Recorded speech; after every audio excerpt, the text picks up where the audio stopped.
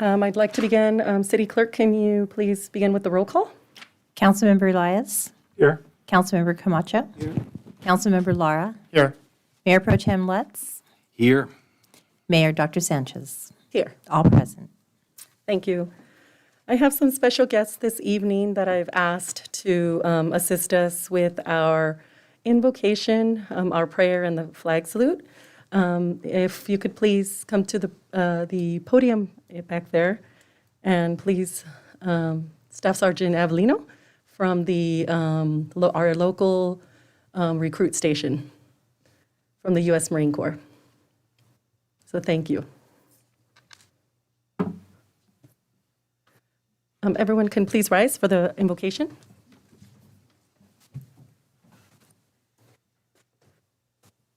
We gather together today with the intent of doing good work.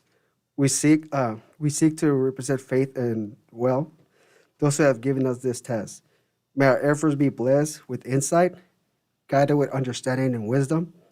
We seek to serve with respect for all.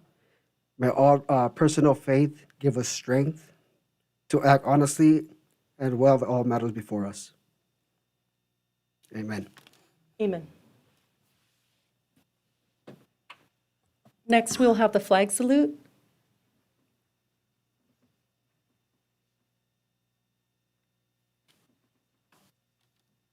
Please stand and face the flag. Raise your right hand over your heart or salute. Ready to begin.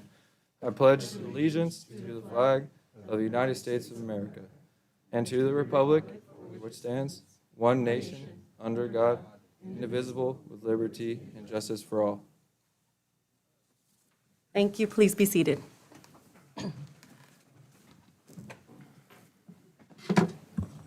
City Manager, do we have any changes to the agenda this evening? Yes, Mayor. We are going to add a special presentation. At your request, you had requested we have the consultant who did the city survey. He'll be presenting, as well as item number 8 on the regular agenda will be moved forward as the first item in the regular agenda.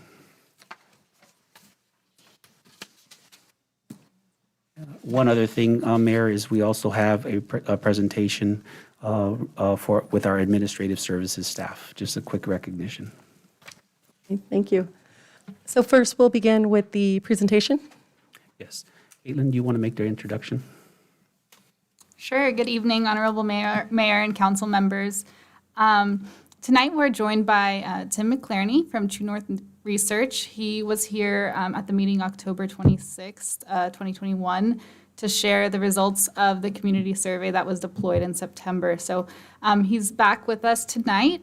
He's going to do a little bit of a recap on the survey methodology and participation. So I'll hand it over to him, and he'll just run through some of what had been shared in October, but a little bit more in detail.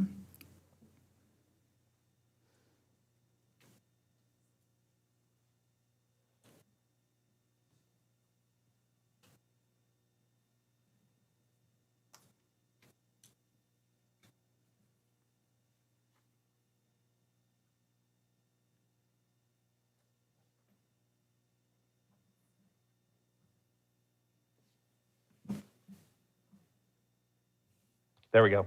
Sorry, I couldn't unmute for a bit there. Good evening, Mayor, members of council. I am Dr. Tim McClarney, President of True North Research. And as was just mentioned, we had the opportunity to share the results of the community survey that we conducted for the city a few months back. And in that presentation, we focused on the results of the survey. We didn't spend a lot of time talking about the methodology that underpinned the survey.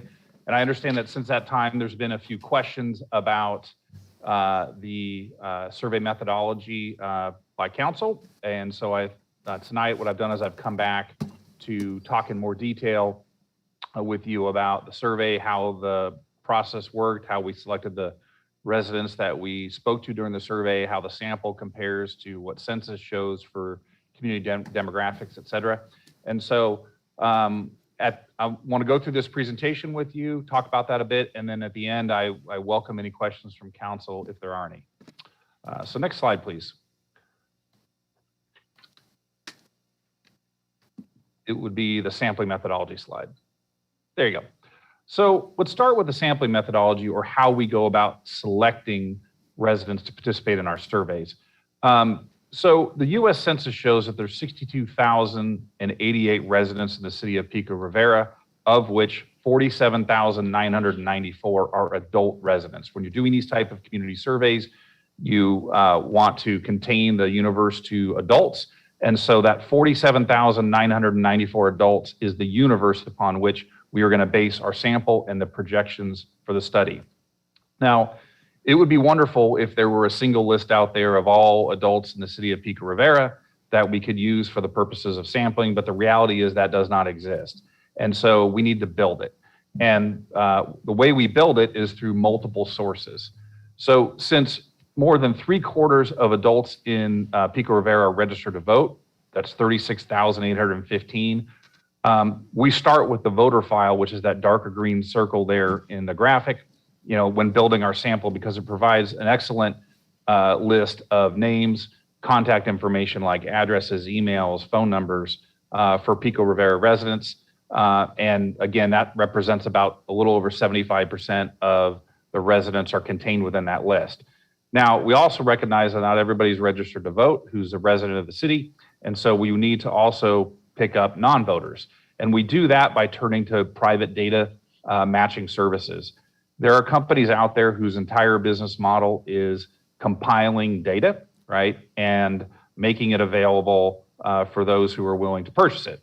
And so companies like Dun & Bradstreet, Data Axle, Info USA, what they do is they compile records from more than 100 different sources. So obviously voter file records, assessor file records, anything public they can get their hands on. They also look at new utilities, so utility bills, bill connects, phone records, bill processing services, magazine subscriptions, real estate records, et cetera. And they are able to use that information to develop a list of, whether it be households or residents or even businesses in a community. And so by cross-referencing that known list of registered voters, the 36,815, against these other lists, you're able to identify, okay, who are the individuals that live in Pico Rivera that aren't registered to vote, right? Because we have their information from some of these other sources. So with that list created, we then turn to selecting people for the survey. And we've probably all heard that the foundation of a statistically reliable survey is a random sample. And when we say random sample, what that means is that every unit in the population has an equal probability of being selected. So to do a statistically reliable survey, you need to base it on a random sample. We go one step further and use what's called stratified random sampling.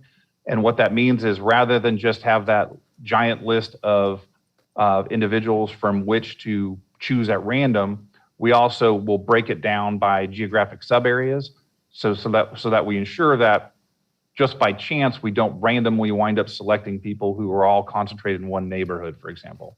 So you break it up, you break them into substrata, and then you randomly select within those strata, and that helps you make sure that your sample, as polled, is proportional across the city. Next slide, please.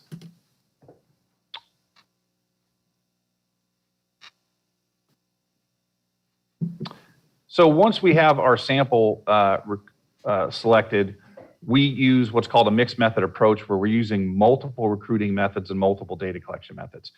It's possible to do these surveys using just one method. In fact, for many years, that's how these were done. It was just phone recruiting and phone data collection. But what we find in today's age, that if you use one recruiting method, you're not going to have the kind of response rate you're looking for.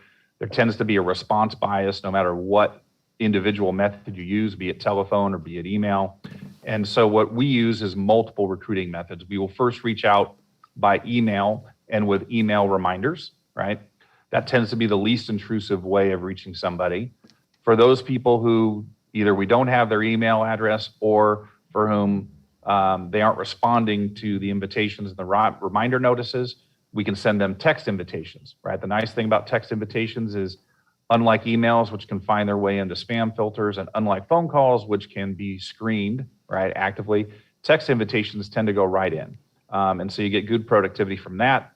And then we also can reach out and recruit by telephone calls. Those are both to mobile phones as well as landlines. So we're using 3 different recruiting methods. In terms of the data collection methods, we give folks the flexibility of choosing to take the survey either online at their convenience, or they can participate in a telephone interview that's administered by a professional interviewer. The survey was available in English or Spanish, depending on the respondent's preference. They were free to pick either of those languages. And importantly, when we're sending out invitations for these surveys, they are what we call PIN protected. What that means is every individual that we had invited to participate in the survey has a unique number that was assigned to them. And so when the invitation comes out via email and they click that link, or if they were to receive an invitation from text and they click that link, we know who's on the other end of that click because there's a PIN number assigned to that link. And what that ensures is that only Pico Rivera residents are able to take the survey, and they are only able to take it one time. And then finally, even though we have selected the sample at random, we also recognize that certain subgroups tend to be easier to get a hold of, certain subgroups tend to participate at higher rates than others. And so as we are collecting the data, we will monitor the demographics of that sample to make sure that they are consistent with what we would expect and desire based on what we know about the universe of residents within your community based on census data. So next slide, please. So that was a bit about the methodology. Now I'm going to turn to how well we did in terms of making sure that this sample is representative of Pico Rivera residents. Here you see a table which shows on the far right the profile of the sample for the survey by age, homeownership, gender, and race/ethnicity.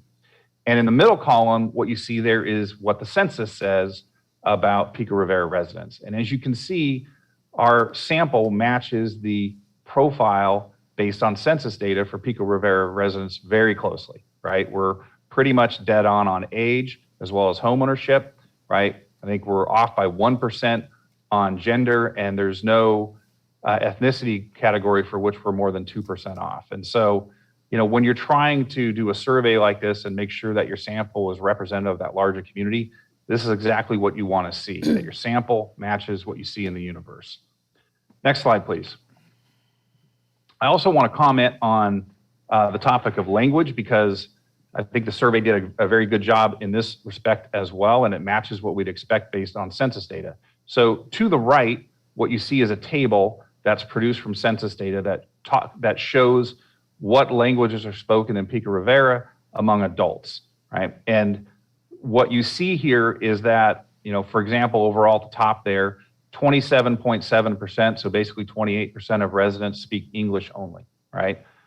About 69% of your residents speak Spanish, right? But within Spanish speakers, you are heavily bilingual. And by that, I mean you have folks who will speak Spanish, but they will also speak English either well or very well. And when you look down sort of at the bottom of the table there's a little green highlight. What that represents is the percentage of residents, adult residents, who speak Spanish but don't speak English well, right? They either speak it not at all or they speak it something less than well.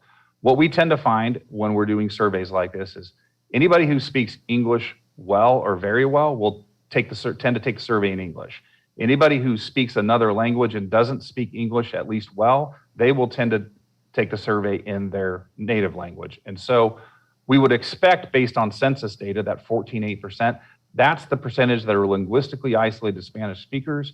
They speak English, they speak Spanish, they don't speak English well, and that's the percentage we would expect to hit with our survey. That's what we typically find when we go around and do this with other communities. And so we'd expect to hit about 15%. What we actually hit in the survey was 17%. So we were a little higher than the 15% we would expect based on census data.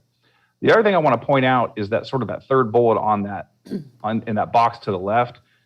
As a cross-check on the census data, I also took a peek at the voter file information for Pico Rivera, and I looked specifically at the number of voters in the community who requested Spanish materials, right? And so obviously that's an individual who prefers to speak and read in Spanish. And in the current file, there's a total of 3,305 voters who requested materials in Spanish. That is 9% overall. It kind of makes sense. What you tend to find in the voter population is that the percentage of linguistically isolated speakers of a language other than English is lower than the general population. And so the fact that that 9% is lower than the 14.8% makes a lot of sense, right? So, based on what we saw in the census and based on what we saw in the voter file, the 17% who completed the survey in Spanish is right in line with what we would have expected. Next slide, please. So, having talked a bit about the methodology we used and showed how sample lines up against the profile of adult residents in Pico Rivera and talking about the languages and how well that matched, I do also want to acknowledge that, no survey is perfect. There are some limitations to surveys that we want to keep in mind whenever we're looking at these types of studies. And so a couple of those thoughts are here. The first is that anything that is not measured is something that we can't control for, right? So for example, immigration status, person's religion, their sexual preference, we didn't ask questions about those things in the survey. And so we have no idea to sort of speak to what percentage of our sample are either undocumented or Protestants, or straight versus, versus gay. We have none of that information. Obviously, those are questions that we wouldn't probably want to ask anyways. You're not likely to get a straight answer anyways. And ultimately, asking questions about immigration status, for example, could have a real chilling effect on participation in the survey by individuals who you're trying to talk to, right? I mean, there's the whole reason why the Trump administration tried to put citizenship as a question on the census, because they wanted to depress participation in the census by asking that question among certain groups. And so we didn't ask it, and so we can't speak to what percentage of the population in Pico Rivera in our sample in each of those kind of categories. We also can't compel someone to participate and share their opinion, right? What we can do is go out of our way to make it easy for them to participate and to reach out and recruit them as often as in different ways. And that's why we have 3 different methods of recruiting. That's why we allow them 2 different ways to participate in the study, right? We don't just also send an email out to somebody and then if they don't respond, we're done. An individual will receive multiple emails, a text invite, as well as multiple phone calls, often up to 10 contacts before we consider that record exhausted. So we're giving them lots of opportunities to share their opinion, but ultimately, if someone chooses not to participate, I can't arm twist them into participating. And so the survey results are always reflective of those people who care enough and are willing enough to share their opinions. There are also language barriers beyond the ones we translated to. So we had the option for English and Spanish, but if somebody speaks Farsi or Mandarin, right, or Russian, and they didn't speak English, they didn't have a chance to participate in the survey. In Pico Rivera, though, that is a very small percentage. It's less than 1%. It's about 0.5% speak any other language than English and Spanish and are linguistically isolated. So very, very small percentage of respondents. And so, there are some limitations to surveys that we want to keep in mind. Now, despite all these limitations, I just want to end with sort of an example, a local example here in Pico Rivera, about how, despite limitations, a well-designed and well-executed survey, was still going to produce statistically reliable data. And this isn't just a theoretical discussion. This is an empirical fact. And we do a lot of surveys around the state that are ultimately tested at the ballot, right? If we do a survey of voters and we predict a certain outcome, 6 months later, 9 months later, when that election occurs, there's an opportunity to see how well the survey actually lined up with what happened on election day. And obviously, there's a lot of things that can happen between the time of a survey and election day to influence the results. Nevertheless, highly, highly reliable. And the measure that the city has for your sales tax is a good example, Measure P. So back when I was a younger man in 2007, I had the opportunity to conduct a community survey for the city of Pico Rivera. And one of the questions on that survey was whether residents would support a 0.5-cent sales tax for city services. And in that survey, the support checked in at 74%, right, which is very high. For a general tax, you only need a simple majority. And so based on those strong numbers, the city decided to move forward with a sales tax, only instead of a 0.5 penny, it went to a full penny, right? So the rate increased. And so naturally, we would expect that, with a rate increase, you're going to lose some support. But typically, voters aren't all that sensitive to tax rates when it comes to sales taxes, and so we expected that it would be about a 5-point drop, right? So instead of 74%, we'd expect it with the rate increase to come in around 69%.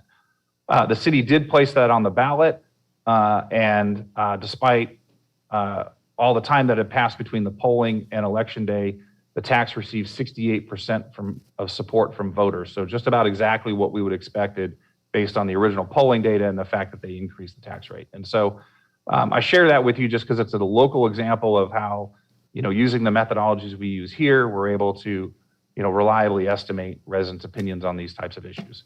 And so with that, let me end my presentation. I welcome any questions from council if there are any. Thank you. Any questions or comments from my colleagues? Councilmember Lara. I'm sorry, your name again? What was his name? His name's Timothy McClarney. Thank you. Dr. McVarney, this is Councilmember Andrew Lara. Thank you for the presentation. I want to say I'm kind of at a handicap. I didn't realize you were going to be presenting, so I didn't get a chance to look over. He can't hear us. Testing 1, 2, 3. Can you hear me now? Timothy, can you hear us? I'm sorry, now I can hear you. Great. I apologize, I couldn't hear there for a minute. Thank you. Go ahead, Councilmember. Great, thank you. Dr. McVarney, thank you very much for the presentation. I have to admit, I'm at somewhat of a handicap. I didn't realize you would be presenting, so I didn't get a chance to review the report that you issued. When you issued that report and when you were before us the first time, I managed to also read the 2007 report. And in those introductory paragraphs, you did something very interesting, which you didn't do in your recent report. When you described the individuals that you polled, in 2007 you described them as voters. And then in 2017 you described them as residents. Correct. And I just kind of felt that was like a linguistic gloss. And I know because I've worked with voter databases before, and I knew that you would, or it's just common practice, that any type of survey would heavily rely on voter data because you have access to emails, you have access to addresses, you have access to phone numbers. So, and I had heard that there were several residents who participated in the survey who are registered to vote in Pico Rivera, but they physically don't live in Pico Rivera. So I knew that you had relied heavily on voting data. I prefaced my whole statement because when I took statistics in college, my professor had a poster, and it was of Mark Twain. And I'm sure you're going to guess the quote. There's lies, damn lies, and then there's statistics, right? Right. So my concern with some of the extrapolations that were trying to be made out of the report, things such as, should we print the profile in Spanish? How does that reflect? That question did you also ask if people read English?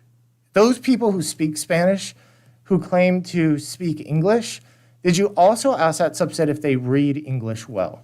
Or did you quantify their reading comprehension in that? No. So a couple thoughts. Number one, let me answer this question, and I'll also comment on the difference between the last report and this report. So we did not ask folks about how well they read English, right? They had the choice of taking the survey in English or Spanish, whether that be online or by phone. So presumably somebody who chooses to take a survey in English online obviously reads English, right, and prefers and was comfortable taking the survey in that language. But we don't know. It's one of the questions that wasn't asked is, on the phone, is whether those individuals who took the survey in Spanish on the phone read English, or even took the survey in English on phone read English. Yeah. The 2007 survey was done using a different methodology. That was a long time ago. It was telephone-based only. And at that time, it was registered voters because at that time, as I mentioned, one of the questions in the survey was looking at the potential feasibility of a sales tax measure, and they made the decision they wanted to restrict the survey to just voters, right? And there are still to this day a lot of cities that when they do their community surveys, they just rely on the voter file, right? So as I explained in my presentation, yes, we do rely on the voter file, but we also, like layers in an onion, build another layer around the voter file with these other data sources because, we know that there are, about a quarter of your residents who aren't going to be represented in the voter file. Yeah, thank you very much. So just a brief follow, and then I'll stop. So that was my concern, is that when we take a look at voters, which was heavily weighted in this survey, voters obviously tend to be American citizens, right? And They what? They tend to be, they're American citizens. They have the legal right to vote, correct? Mm-hmm. Yeah, so statistically, that group of individuals, there's a high predominance of English speakers and writers. So when we weight a survey of that nature, and then we start to try to extrapolate whether or not that's representative of people who maybe don't have or undocumented in the city of Pico Rivera, right? Because those individuals would tend to not speak English, tend to not read English. I think those are fair assumptions. So, well, thank you very much for your time. You're welcome. Any other comments? Yes. Doc, I have the privilege of not only living here but working here. And I work with the school district, and I've been working with the school district for about 18 years. And we learned quite a lot in terms of surveys and the problems that we have with surveys. I want to read something from the census, the same census information that you have. The U.S. Census indicates that 69.7% of residents speak language other than English. Our population, 91% of our population being Latino. Can we conclude that the majority language of that group is Spanish? Well, as I showed in that one table, right, and that is straight from the census, that you are correct, like 69% of residents speak Spanish, but among those individuals, the vast majority also speak English well, right? So you have a quarter, you have 27% or so that speak English only, but your Spanish population is heavily bilingual, meaning they speak both English and Spanish well. And when we do surveys, which is why I was pointing out that table, you add up just under 15% of residents who are Spanish speakers who don't speak English well or at all, right? And that's the percentage that we would expect would wind up taking the survey in Spanish, and we wound up having a slightly higher percentage in Spanish at 17%. Now, the other point, because again, this is something that we had to learn, in terms of surveys here, is you said you did telephone, you did text, and then you did personal. What percentage of the surveys did you do personal? No, they're email. So we recruit by email, text, and telephone. Okay. And respondents have the option of taking it by phone or online. This is a moving percentage. It's been moving more online, less on telephone over time, as just based on people's preferences. About 2/3 of the interviews we typically do are online, and about 1/3 are by phone. Now, one of the problems that we found with just assuming that we could get them through email and get them through the computer is that that's not the reality.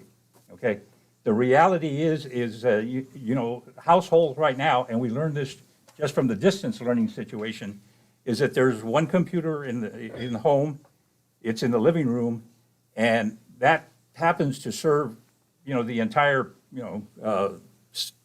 home population there.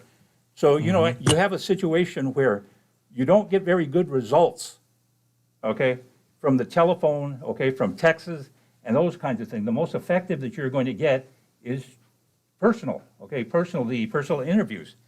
Now, my concern is that your figure of 13% is actually influencing policy here, okay, where, the position is we don't have to translate things in Spanish, okay, because there's only 13%, okay? And again, I'm not really seeing, okay, the kind of effort to be able to reach out to the Spanish speaking. Can you answer how we can remedy that? That doesn't sound like a question, if I may. Contrary, we have these surveys in order to advise us. So I believe that these surveys are improving. So part of the purpose of doing a survey is to get input from the public and help advise us on the policies. And so if we're hearing that we have 69% that speak Spanish as well as English, and we are looking into technology, then I know we're in the efforts of also having translation on in multiple languages.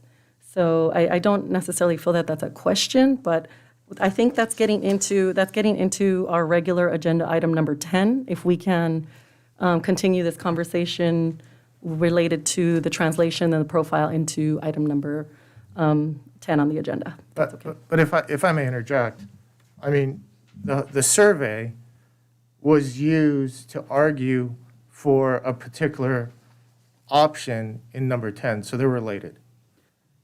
So right now, if you have any questions specifically related to the survey, that's our discussion. Well, my question was for the survey. If you have anything specifically related to the translation of the profile, that's item number 10 of our regular agenda. So if you have any comments related to the survey or suggestions, that's what we're discussing right now. Yes, Councilmember Camacho.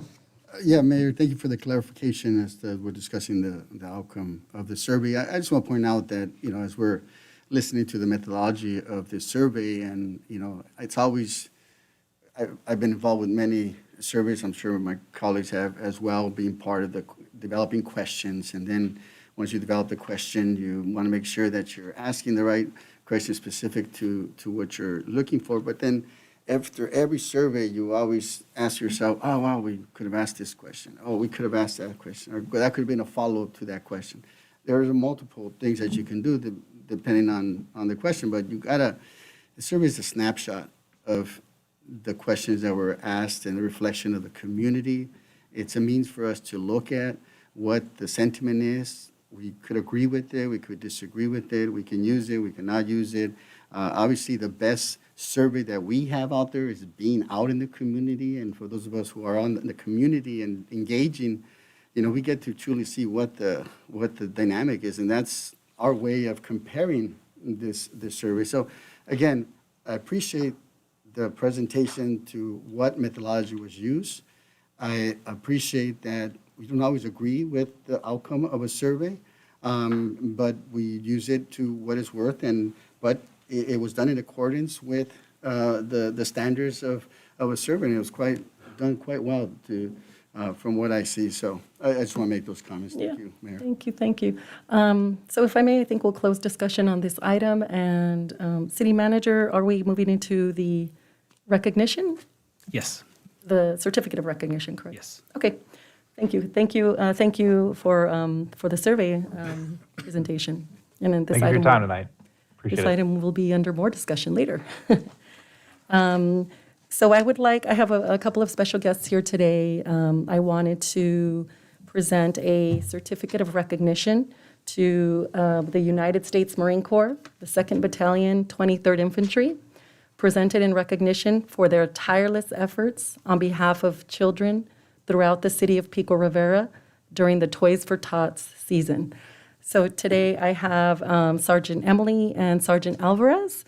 If we can give a round of applause, and if you'd like, please come up. Please come up and join me up here. Yeah. And if I may share, if you look up at the photo, we had a total of, that I know of, 4 toy giveaways throughout the city the week before December. And I want to say thank you to the Toys for Tots for these efforts. Thank you. Thank you. Congratulations. Congratulations.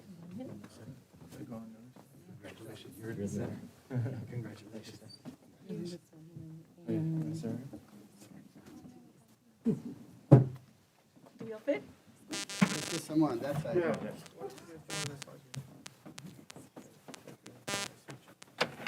Let's keep you at the center. Do we fit? Robert, photographer?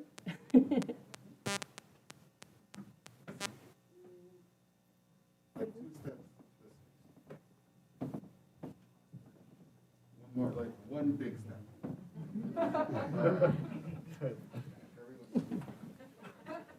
Ready?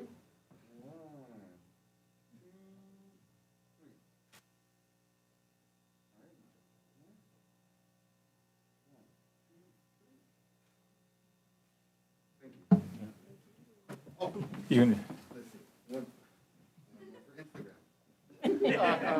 For the gram. With us?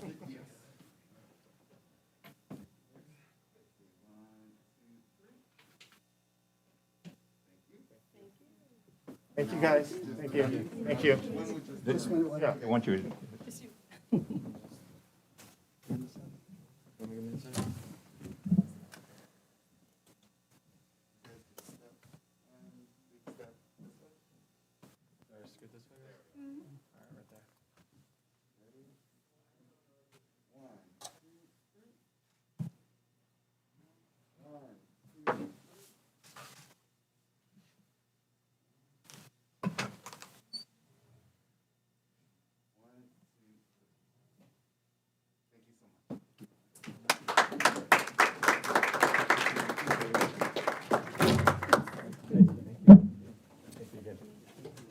Thank you. I also wanted to give a highlight. I recognize we have four gentlemen, as well as young Marine, who are joining us from the recruiting center. So these are the staff sergeants. Thank you for supporting us. They participated also in our national night out. So we've had a long-standing relationship. We used to have a reserve unit here in Pico Rivera. So now I believe our closest one is located in Montebello, which I've had the privilege of visiting that site. I wanted to share that 2 years ago, I was invited to attend an educator's workshop, and I spent 1 week in Paris Island at the MCRD Paris Island. So I consider myself an honorary Marine. I spent 1 week in boot camp. I learned, I received training in the M16 on the M16 rifle. I rappelled off a 47-foot tower. I participated in martial arts, and so I would love to continue the relationship. And if you saw in that photo, we had a toy convoy where we took toys throughout the whole city in our city van, and we popped up at parks, mobile parks, and several areas where we gave out toys. Kids lined up in the neighborhood for toys. So you truly brought Christmas, the spirit of Christmas, to Pico Rivera. And so I want to say thank you from the bottom of my heart to the U.S. Marine Corps and all of you for coming in today. Thank you. Mayor, if I may, just a couple comments. I just want to reemphasize and just highlight again the Marines here in the city of Pico Rivera and just throughout. I mean, everyone's familiar with the tiny tots. My daughters, Toys for Tots, and that's a dad for you, right? So the program's been around for decades, and they have raised hundreds of thousands, if not millions, of toys throughout the decades. But the station being here, the base being here in Pico Rivera, I recall the partnership back in 2013 with Coca-Cola. Since then, they've increased year after year their amount of participation, not only to the region, but the Pico Rivera families. And so I just want to, again, reemphasize that thank you for all you do, and amongst for many other community efforts that you participate and support throughout our city and the region. So thank you, Mayor. Mayor, if I may. Yes. I want to thank the Marines for coming out. Thank you for everything you do on behalf of this country. It's truly self-sacrificing. There's a lot of other things you could be doing with your lives, but you're doing this. And we thank you because you're our protectors, you sacrifice, and hopefully when you come back, when you're done with your service, you come back to a welcoming community. And that's what we're trying to create Pico Rivera as. So I want to say with that, we've created the Veterans Commission, right? And also we've created a Veterans Resource Center here in the city of Pico Rivera so that when you men and women finish your time in the service, there's resources, jobs, school that you can be pointed to, because you have a lot of opportunity but you just need to tap into it when you get back. Thank you. Thank you. Okay, thank you. Thank you so much. One more mention I wanted to add, if you notice in that photo, we had our LA County Sheriff's deputies that participated in that toy giveaway. So we literally we had our Chamber of Commerce, the number of nonprofits, LA County Sheriffs, our Marines. We had a lot of volunteers, all of our city parks staff that worked when City Hall was closed and the administration were shut down. We had staff out there picking up boxes. We had 3 truckloads of toys that we picked up, delivered, and so I want to give my thanks as well to our LA County Sheriff's Pico Station, as well as our Parks and Recreation staff that came out during the holiday, the day before Christmas, I believe it was, even working hard just to give out toys to kids. So thank you so much. So thank you. Let's move on to public comment. No, Mayor, just one other recognition. Yes. Again. Oh, yes, one more. I'm gonna Sorry, I turn it forgot over about that to one. Angelina Garcia, but our Administrative Service Department, I would say, of all our departments, they're all great. They all work really hard, but tonight's their night. You'll see an item as we close the year in books of 2021. They worked extremely hard. They've done a lot of great things throughout the years, reformed their procurement practices, and you'll see by the results of the 2021 year-end close some of the other things that they did to make that document happen. So at this time, I'll turn it over to Angelina Garcia to introduce the staff. Thank you, Mr. City Manager.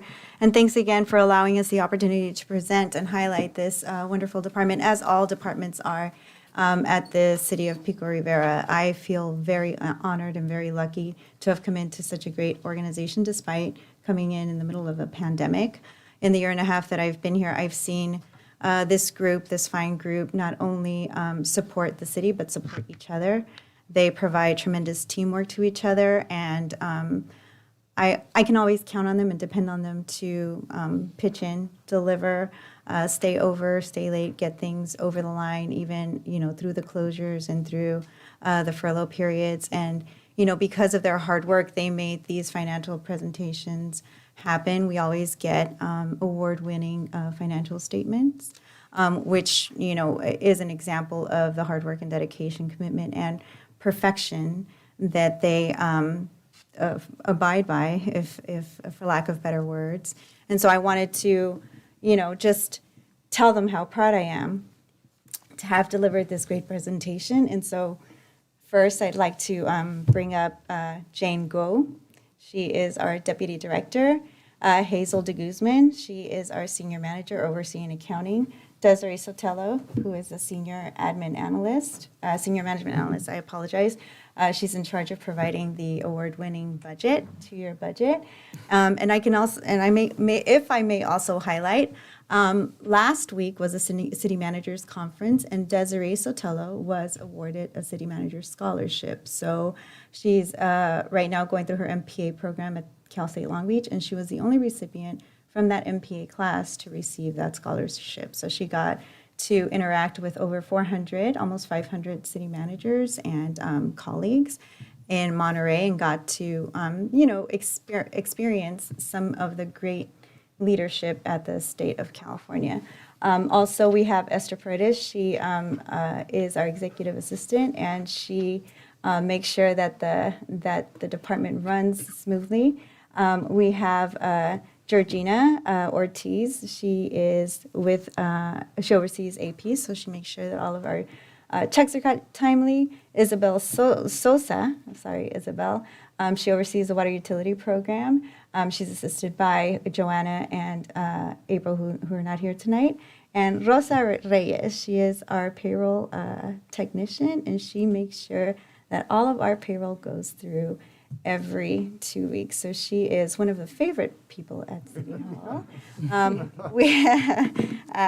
We have a new addition to our accounting department, and that is Lucy Lee. She comes to us, I think this is her 2nd or 3rd week.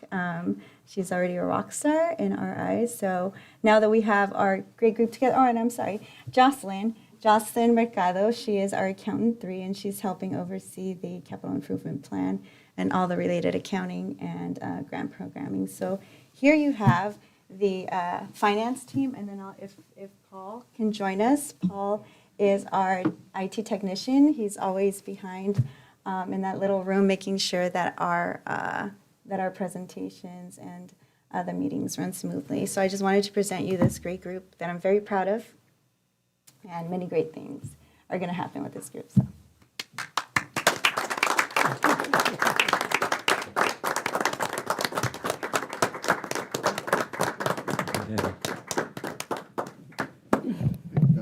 They're all women. That's why we get awards. Well, Paul. Ladies, I make that mistake all the time. counter. You're good. the ladies and Paul. Thank Yes. you.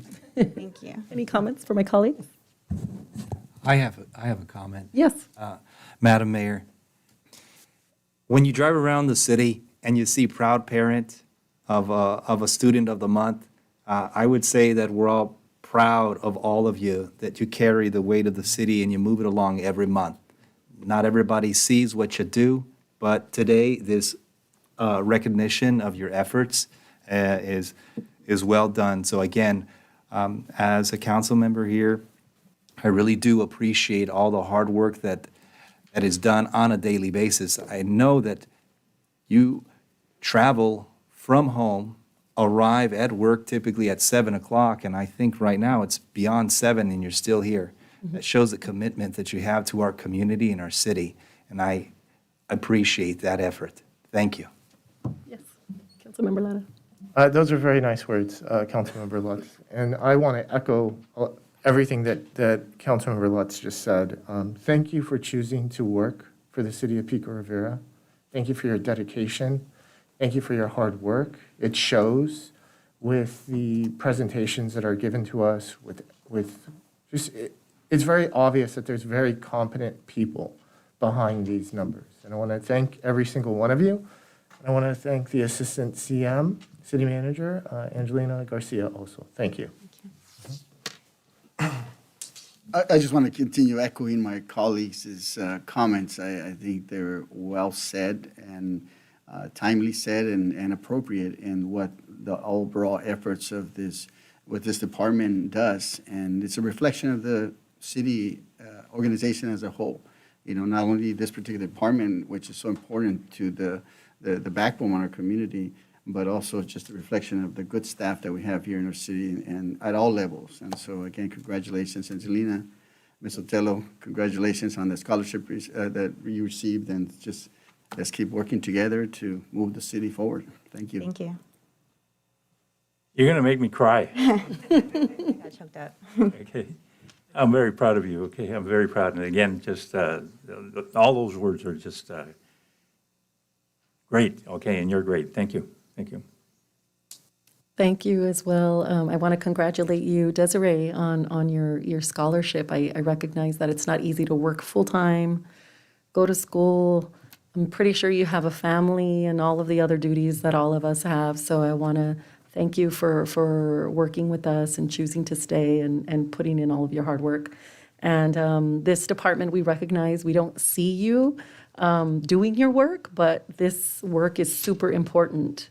We know that the finances, the IT, all of this stuff is behind the scenes, but if it's not working, that's when people notice. And so maybe you're not always recognized as you should be.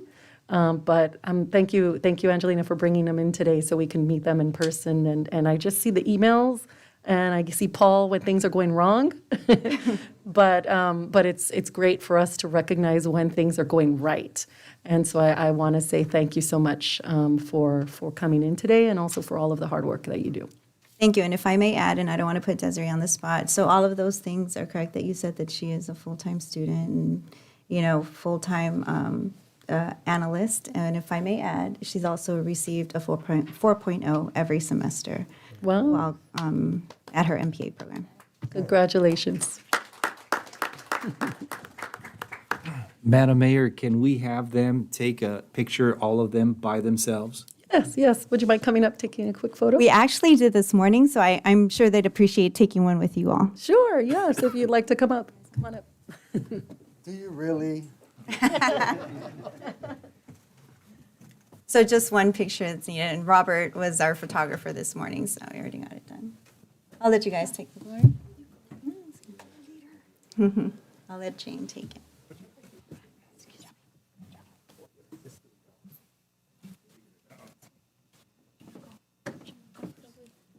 Just to follow the same pattern. Shorter one first. Spoken like a true analyst. Just squeeze in.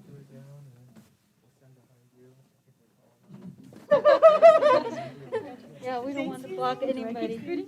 Yeah.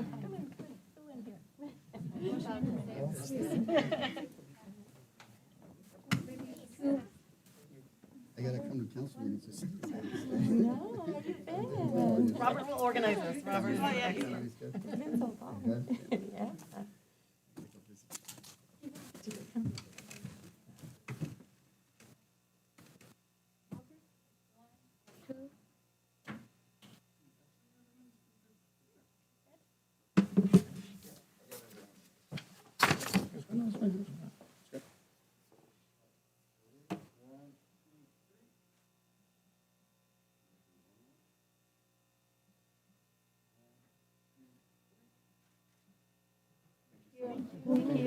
Thank you, Robert.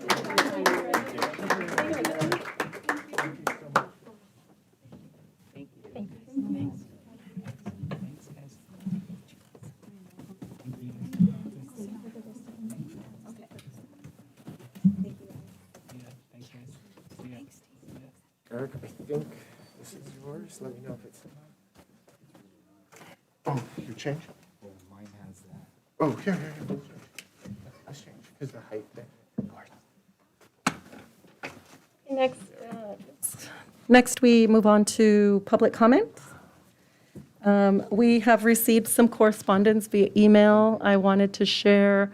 We have two emails one from Yaneth Rodriguez from the Center for Health Equity, Keck School of Medicine at USC, in favor of item 4, the tobacco retail license and prohibiting the sale of flavored tobacco products.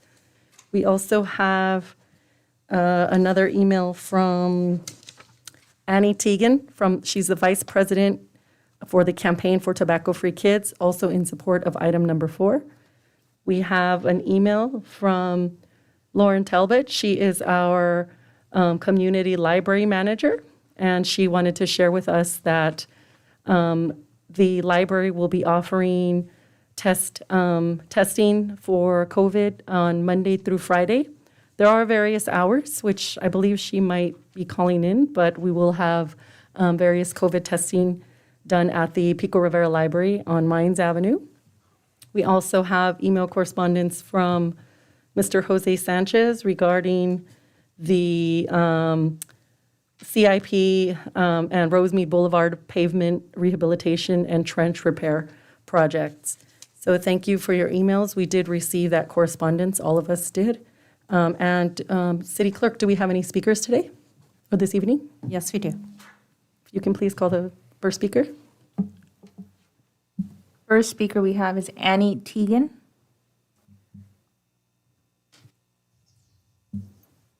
Hello, thank you, council members. My name is Annie Tegan from the Campaign for Tobacco-Free Kids, and I've submitted my testimony in writing, so I won't go over that now, but I just wanted to add that we are strongly in favor of item number 4, and dozens and dozens of cities across the state of California have passed these policies to protect kids from tobacco addiction, ending the sale of flavored tobacco products, including menthol cigarettes, including hookah, including those little 2 for 99-cent cigarillos that are cheap and sweet. That's what we're after. So I just want to thank you for your leadership and for protecting the health of kids in Pico Rivera. Thank you. Thank you. And we have the next speaker. Next speaker, Karina Funes.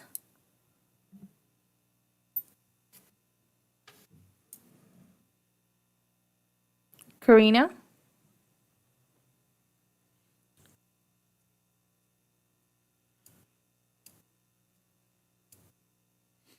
We can go to the next speaker and go back to her. Next speaker, Jose Sanchez.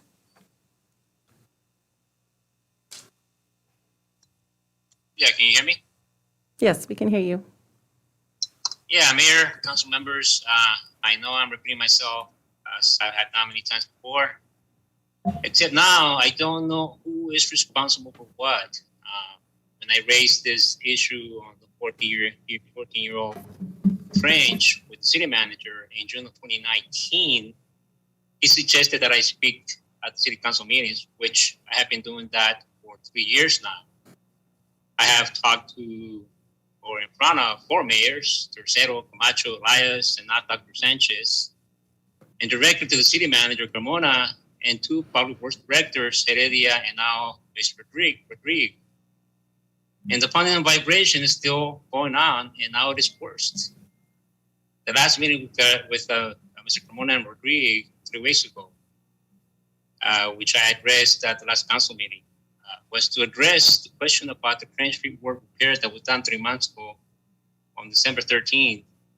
And that left behind honey and vibration worse than if nothing had been done at all.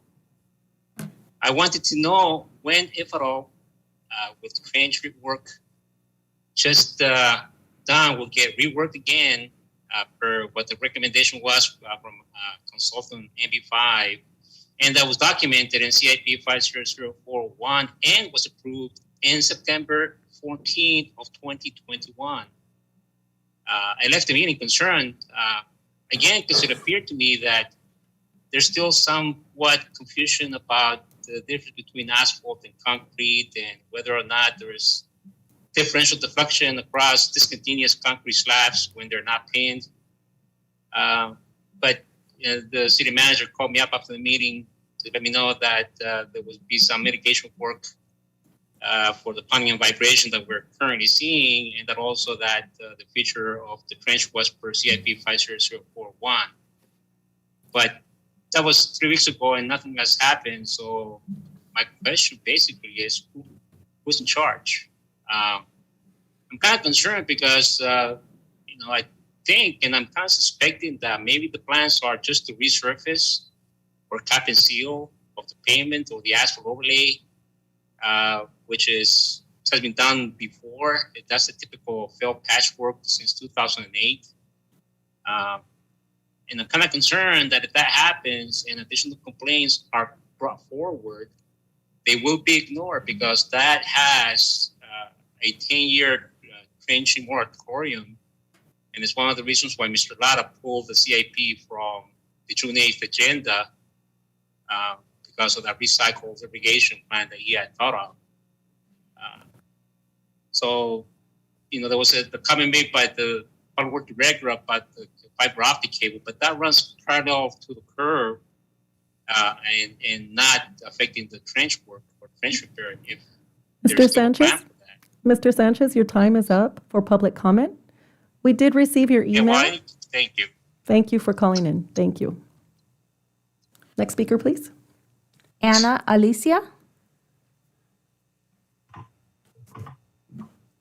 Good evening, council members. I also just wanted to note, I think there are a few speakers who want to provide public comment but haven't been let into the meeting. I don't know if that was intentional or not, but I know I have a few colleagues still waiting. Good evening, Mayor and council members. My name is Ana Alicia Carr, Community Advocacy Director with the American Heart Association, speaking in support of item number 4. As someone born and raised in Montebello, I've spent a significant amount of time in Pico Rivera throughout my life. So for me, this ordinance holds a professional importance and a personal significance. Ensuring that retailers are not selling addictive, deadly products to kids is a no-brainer. Easy access to tobacco products is contributing to today's youth tobacco epidemic, with nearly 75% of kids who tried to buy tobacco products saying they were not refused sale. Ending the sale of all flavored tobacco products with strong enforcement through a tobacco retail license policy can reduce youth access by consistently monitoring stores and penalizing those who are caught selling to minors. We applaud Pico Rivera for drafting a strong policy and for choosing to prioritize the health of community members over the profits of the tobacco industry. However, the benefits of a TRL become evident when there is adequate enforcement, including annual compliance checks on all retailers. Local TRL policies with strong enforcement measures had significantly lower rates of youth tobacco use. Cities without annual compliance checks have not been able to significantly reduce sales to minors. Annual compliance checks are a best practice and have been included in TRLs in Montebello and in unincorporated LA County. I urge you to strengthen the current ordinance and require annual compliance checks on all retailers and vote yes on this vital public health policy. Thank you. Thank you. Next speaker, please. Next speaker, Kathy DeFalco.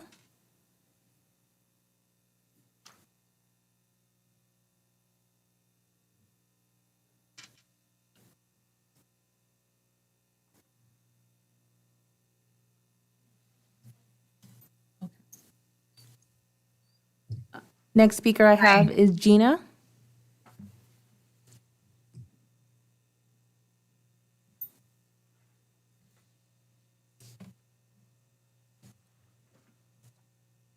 Let's call the next speaker. Lizbeth.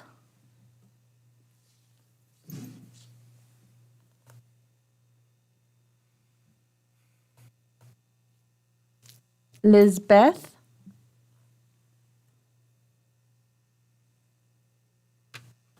Let's go on to the next one. Primo.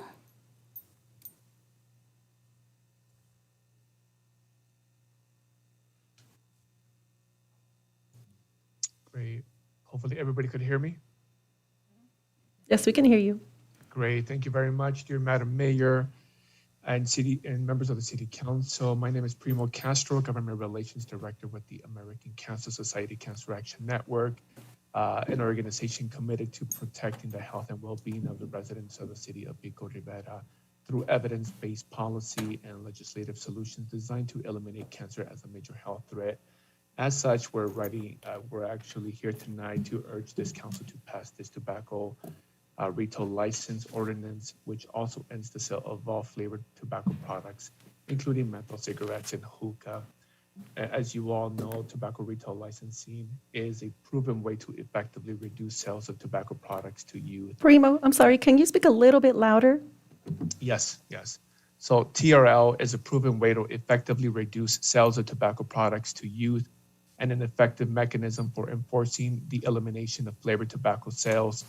Effective TRLs include an annual fee that fully funds enforcement, as well as escalating fines and penalties that include the suspension or permanent revocation of the license for retailers who violate the terms of the license.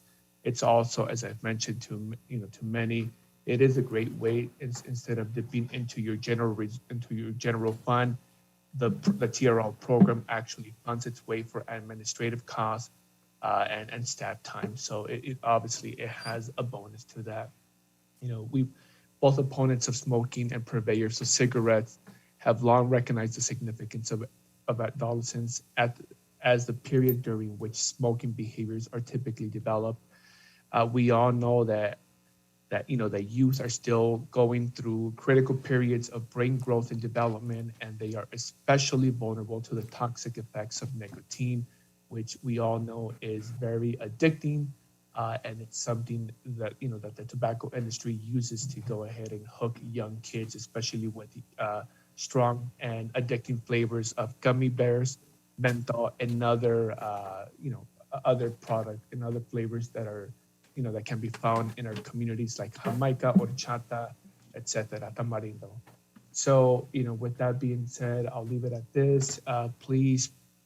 We ask this council to pass this ordinance tonight. This is the right decision for the city of Pico Rivera youth, for its residents. And as I've mentioned also to several, it is about time that we see, this type of policy on the side of the world. So thank you very much. Thank you. Next speaker. Ricardo.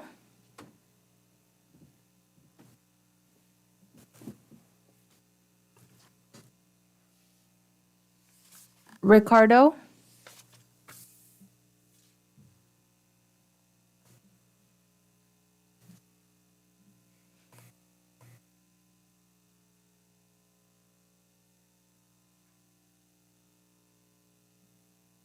That's it? That's it. Shall I go over the other ones that didn't answer one more Try time? one more time. Yeah, the ones that didn't answer. Karina Funes.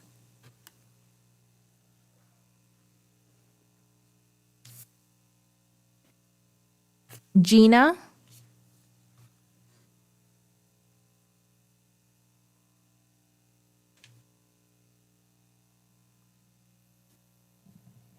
And Lizbeth. Okay, I think that's it for public comment. Thank you. Let's move on to our consent calendar.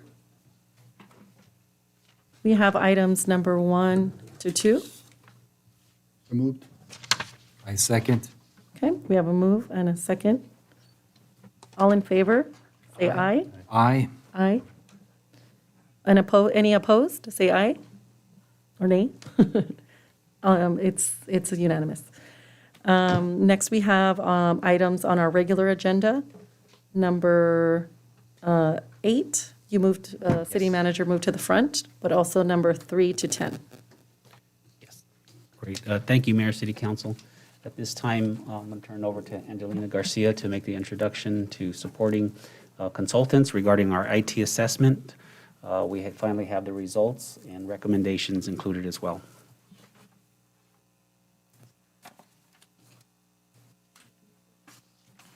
We're on item number 8, discussing item number 8 first. Good evening, Madam Mayor, members of the City Council. I apologize. I just wanted to make sure that we have the right slides up. So tonight, we wanted to just introduce this item. This will be a joint effort by our IT consultant, who I'll present in a second. It was right around this time last year that we came to City Council to request authorization to have this much-needed IT assessment done for the city of Pico Rivera. Since then, we engaged with Infinity Technologies, headed by Mohammed Ahmed, to conduct an objective analysis of the current structure of the IT across our organization. The assessment resulted in a number of recommended changes, some of which have been successfully implemented and resulting in significant progress in the use of technology and in the performance of the IT department. However, other recommendations have yet to be implemented and require not only additional funding, but also planning as we build out our strategic business plan. Mohammed and I will discuss the major recommendations tonight, but you can find the full assessment as the enclosure in your agenda report. So Mohammed, if you'd like to come up and take the podium, I'll make the presentation, but as IT is not my strong suit, any technical questions or items will be further presented by Mohammed. So Mohammed comes to us from Infinity Technologies. He has over 20 years of doing IT assessments and other IT needs, and has done them for a number of California agencies throughout Southern California. Over the years, he's helped many local cities and agencies identify and implement the best practices and create long-term strategies to ensure technology is not only where it should be now, but also keeps up with the latest and most innovative solutions. So what did we do? The assessment included a deep dive into how technology services are currently being used and managed, the capabilities, resources, vulnerabilities of these systems and services.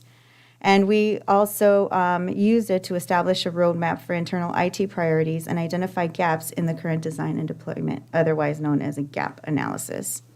Our goal going into this included obtaining recommendations to improve network reliability, security, and enhance our use of current IT technology.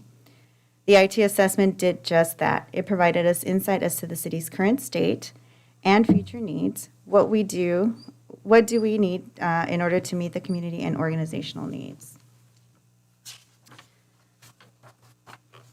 And so here you can see the current state analysis. So basically, Mohammed took a full tour of the city and did a review and inspection of all the IT network and infrastructure at the 9 city facilities listed to the left. He also focused really on IT policies, IT procedures, strategies, technical infrastructure. He also evaluated our IT division, looked at any potential risks in our infrastructure, hardware, and software, looked at any funding gaps in what is needed to provide, just a 21st century IT division, and also looked to our executive team and interviewed each member of the executive team to see not just what is needed now, but what the team needs in the future. So here's just a short list of all of the department executives that were interviewed. In addition, he also interviewed our IT technician and our assistant to the city manager. So in looking at the IT assessment, here's some of the recommendations to take us from where we are to where we need to be. We looked at the IT risk assessment again and the technical infrastructure. Well, to the left is just basically all the things that he looked at, and also IT staffing needs and gave recommendations on those. In terms of recommendations for future action, in the next slide, we'll go over network server, desktop, and laptop recommendations. And he also identified them by prioritization need. How quickly do we need these to get them to get the city current in terms of IT needs? The next step for Mohammed is to implement a strategic roadmap. So in line with our strategic plan, updating year 2 of our 2-year budget, and building a 5-year capital plan. All of these are going to tie in nicely with the infrastructure, with the IT infrastructure. Sometimes IT infrastructure is an afterthought, right? And so we put assets in place, and then we think about what IT infrastructure is needed to support that, what GIS systems are needed, what layering, the hardware, software that is needed to properly maintain existing assets and systems and services. We also wanted to highlight from the list of recommendations some of the things that we've actually completed. This weekend, Paul and the team worked diligently to upgrade the phone system, and you might have seen your brand new phones at your desk. We brought this item forward just a few months back. iLogMeIn and GoTo provided us with the new phones and the new phone system that's going to tie in nicely. You'll be able to use your cell phone through an app, not through your own personal minutes, as you will if you have a city-issued laptop or device. We actually also implemented an internet redundancy at City Hall. So instead of going just with one internet service provider, we obtained a second line to make sure that in the case that one internet service provider goes down, we can still have another one as backup. We also purchased IT Glue, which is a centralized IT documentation system to make sure that Paul has full inventory of all of our IT software and hardware. We also purchased Pulseway, which monitors our system and lets us know real time if something breaks, if the network servers go down, if there's going to be any loss of service time. And so rather than being reactive, we're edging more towards being proactive, and this Pulseway product helps. We also had a little bit of a disarray in the server room. So we contracted with a team that did an excellent job straightening up our network server room and just reworked it. We kind of got like a refreshed remodel in the server room. And lastly, we obtained cloud antivirus deployment. So that's an additional layer of protection to ensure our system isn't hacked and no viruses enter through our double firewall. Some of the things that we're working on in the next 6 to 9 months is as soon as we finish training everybody on the phone system, we're going to launch into our next project, which is Office 365. So we're going to go off of Microsoft 2007 and slide into the 21st century. by deploying Office 365. So it's not just going to be a website enhancement, it's going to be SharePoint, which is going to be a kind of like a network sharing capability that is going to enhance our shared networking, our shared files. We're going to continue to enhance our website and the 311 applications that our Assistant City Manager, Javier Hernandez, is working on with Mohammed assisting in that venture, as well as other department software upgrades and additions to enhance the way we provide service to the community. So now on to our asks. So we're going to, present to you all of the categories that require additional funding in order to secure our system and to provide better IT infrastructure. And so Mohammed, in his assessment, has categorized them by area of priority. Mostly all of the ones that we've identified have funding needs that require your approval are in the high priority. And so a lot of these have to do with network security and really providing additional layers across the board, not only to purchase them, but to make sure that there is a roadmap to keep them secure as the years go by. So this total for network recommendations, network enhancements, total approximately $169,000. The next is server recommendations. So this is more hardware driven, and these have been not ignored, but just as we've experienced tight budget years, or previous administrations have experienced tight budget years, these have gone unfunded. Or have, just not been budgeted for in prior years. So now we want to draw attention to those that are considered either high or medium priority. And so those add up to $165,000. We're only asking for $100,000 because Office 365 we were able to purchase with existing funds. The other thing that Mohammed recommends is, and we support this, is to have a true upgrade cycle for our hardware, for our desktops and laptops. Right now, we don't have a tight replacement policy for that. We're looking at, to replace our laptops or desktops every 3 to 5 years. So that will come at a cost of about $75,000 per year, and that is to annually set aside the needed funds so that by the time the employee needs a replacement computer, the funding will already be there. And the last one is a help desk system for about $1,500. As we mentioned, the next thing that is underway is us building the IT business plan. So all of these things on the last 2 slides are recommended items to purchase. In addition to those items that are needed now, we also need policies brought up to speed and procedures documented. Most of the next stage of the work is just going to be a lot of documentation, a lot of tightening up our procedures so that everybody operates by certain parameters in making sure that when we think about enhancing our technology and buying software, we know the total cost of ownership and the total investment that we're going to be making in that technology. So here's the recommended action: to receive and file the assessment, the results of the assessment, and to approve additional appropriations from the fiscal year end surplus in the amount of $345,500 to implement recommended projects and needs. So that concludes our presentation. We are available to answer any questions you might have. Thank you. Do you have any questions? Councilmember Camacho, any questions? None?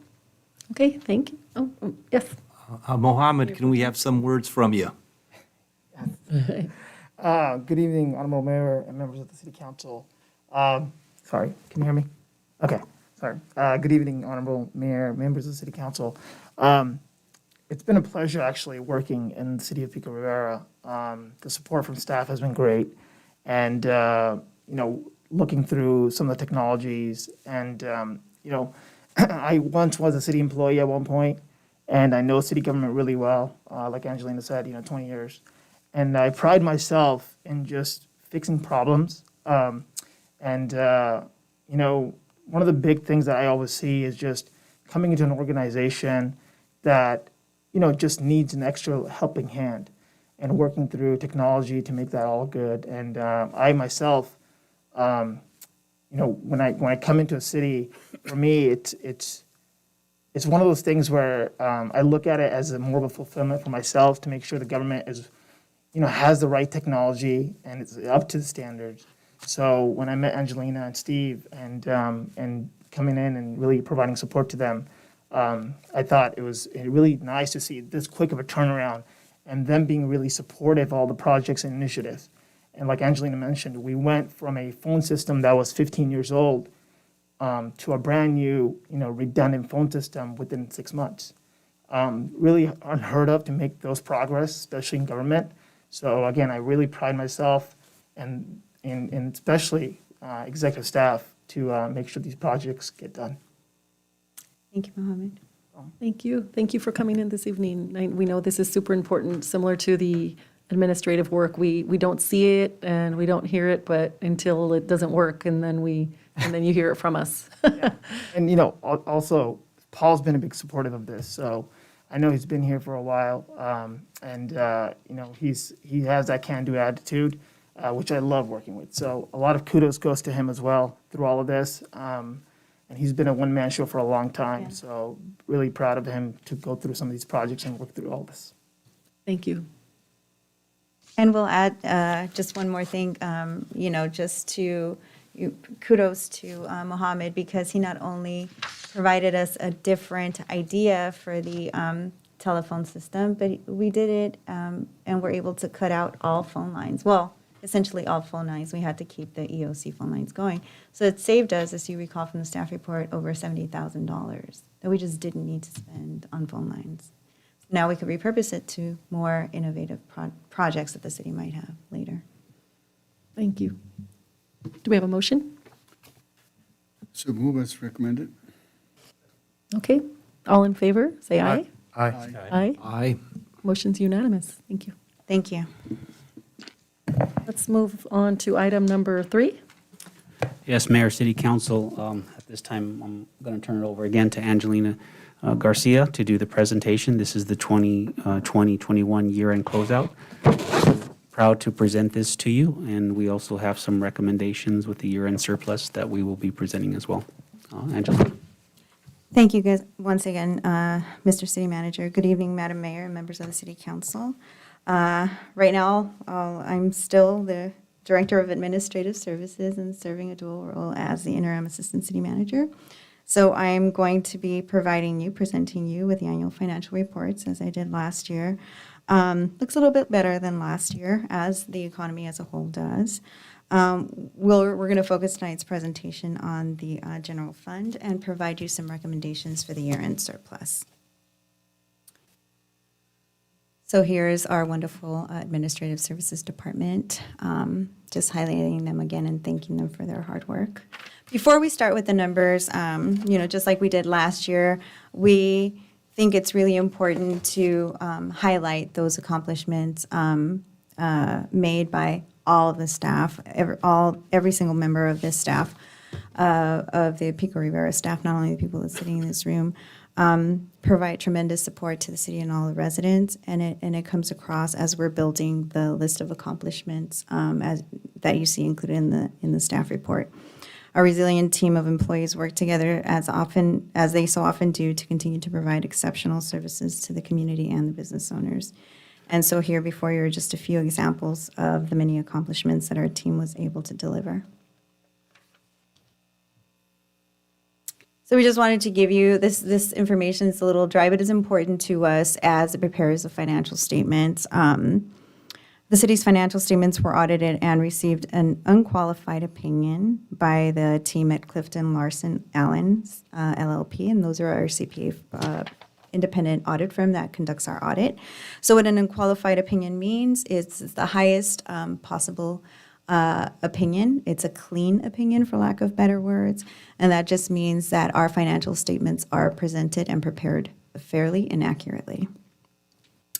Some of the financial highlights that you'll see included in the annual financial statement report are that the general fund revenues came in $5.37 million above the amended budget, and expenditures came in about $4.5 million below, and we'll go through as to some of the explanations in the next slides. Digging deeper into the revenue and expenditure operations, again, focusing just on the general fund, let's see, the revenues came in at $46.3 million. Operating expenditures came in at around $38.5, which gives us a total general fund revenues less expenditures of $8.1 million. Fortunately, revenues, in particular, sales tax was able to come in higher than original budget targets, mostly due to the state and county pools, the notable increase in that, and also in online shopping from out-of-state retailers shipping to California. So here you have the general fund revenues, a closer look by revenue area.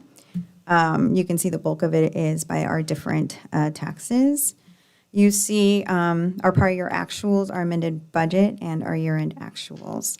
As you can see, by far the largest contributor to the increase in the revenues result was sales tax, coming in $4 million higher than estimates, with business license tax and license permits coming in higher than expected.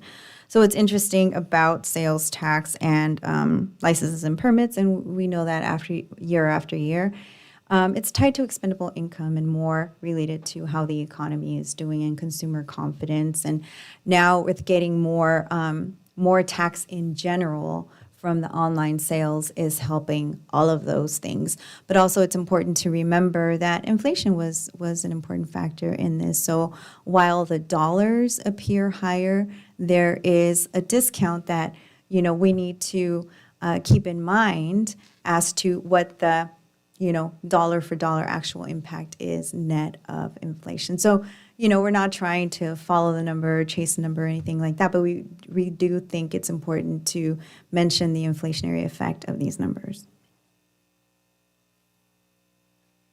And so here you have a bar graph just showing you a pictorial, a visual of the blue bar to the left. You have 3 bars: light blue bar, light purple, and then dark blue. So light blue and the dark blue are prior year to current year. And so this is a nice visual that shows you the difference between how we performed last year versus this year. And for most of our larger revenue categories, it was a positive. It was an increase compared to fiscal year 2019-20.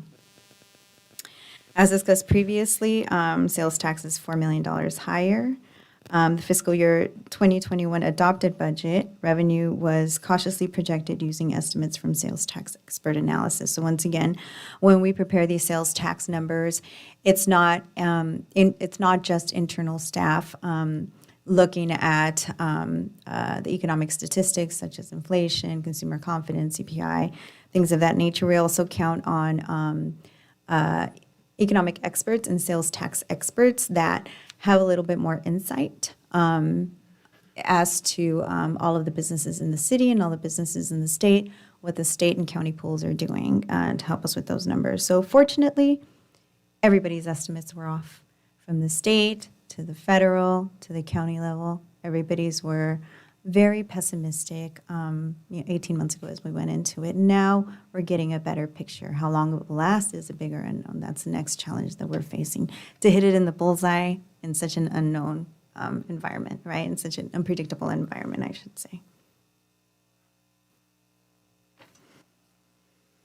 Now moving on to the general fund expenditures. Expenditures came in $4.5 million below budget for nearly all departments, and primarily due to $766,000 was by way of planned and unplanned vacancies.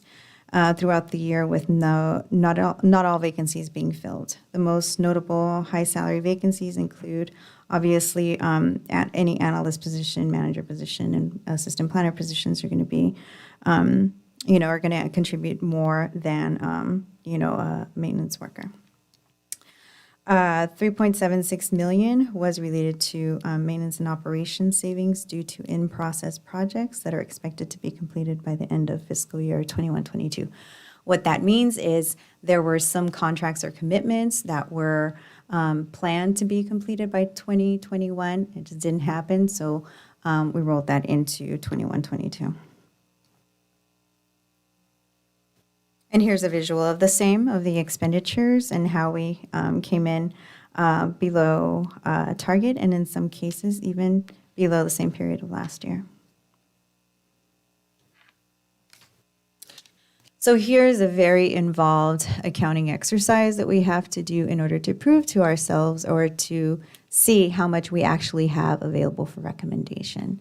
So we have a $73.2 million total fund balance in the general fund, and from that we start deducting all of the commitments, contingencies, and restrictions that we have on those monies. So first we have netted against that is a non-spendable category by accounting standards. So that's any advances receivable that we have to net that against that. Simply what that means is that in case we don't collect them, our fund balance would drop $26 million less. The next category is, as you remember, in 2020, the City Council adopted a reserve policy to set it at 50% of general fund revenues. So we have to account for $22.6 million in reserves, and by that we hit our 50% target. The items below that are all items that are designated by policy. We bring those to you every year upon budget adoption. Those numbers have not changed. So all in all, those numbers add up to 16.2 million. So from the 73, you take all of those three categories and you wind up with $8 million. That $8 million is what you have listed, what we will have a list of recommended actions for your consideration. So here's what that list comprises of. When we brought you the preliminary budget in May of last year, we knew we were going to have a surplus. We didn't know how much. So we dedicated $1.835 million towards economic development. Certain economic development projects that are scheduled out to happen over the next 2 to 3 years. But since we knew we were going to have a fund balance, we thought it would be a good planning exercise to actually designate those funds early, so that when we actually were ready for those general plan updates, specific plans, certain studies, EIFD studies, that we had those monies available to start spending. So you have a list including your budget packet, in your agenda packet, explaining what each of those items were, the 1.8 million. In addition to that, we requested $30,000 to help fund the mariachi for the food fest. The mini pitch we brought back to you earlier this last year. Director Ugar asked for an additional $175,000 to get this great project done, and it'll be, I think the ribbon cutting is scheduled for later on this month, if I'm not mistaken. We also are asking for $10,000 for an HDL business license fee study, and that is just to analyze our business license fees currently in place. As you might know, business license tax has not been increased ever at this city. So when the city was formed, it was formed using a certain business license fee structure, and it just has never been indexed or changed. And so with all of the CPI inflation that has happened over the last 50 years plus, that is not reflected in our business license study, or in our business license tax structure. So we're not necessarily saying for anything to change right off the bat, but we do want to kick the tires and make sure that we are charging what is needed to fully cover the costs of that program. The next thing is vehicle replacement. As we mentioned in our our ARP discussions, the Public Works Department and the Maintenance Division has long awaited the purchase of vehicles that have just been outdated, dilapidated, overused, past their lifespan. And so we have identified 13 vehicles that are needed for immediate use for Public Works, and that is mostly for maintenance and utility trucks. So those 13 trucks and vehicles total $1 million to not only purchase the truck, but fully outfitted for what is required for the specific duty provided by that staff. Let's see, for travel and training, we recognize that as the pandemic, changes, it is changing over time, and as travel and training and conferences are being made available, we've now gone 2 years without having real live training, or some of the trainings that have just been canceled or postponed because of the pandemic. So we wanted to isolate and earmark $20,000. Maybe we won't be able to use it immediately as we're still, going through the different phases of the shutdown. But we wanted to earmark that for necessary training, not only for staff, but even for this body. Additionally, as we mentioned, and thank you, you've already approved the IT assessment.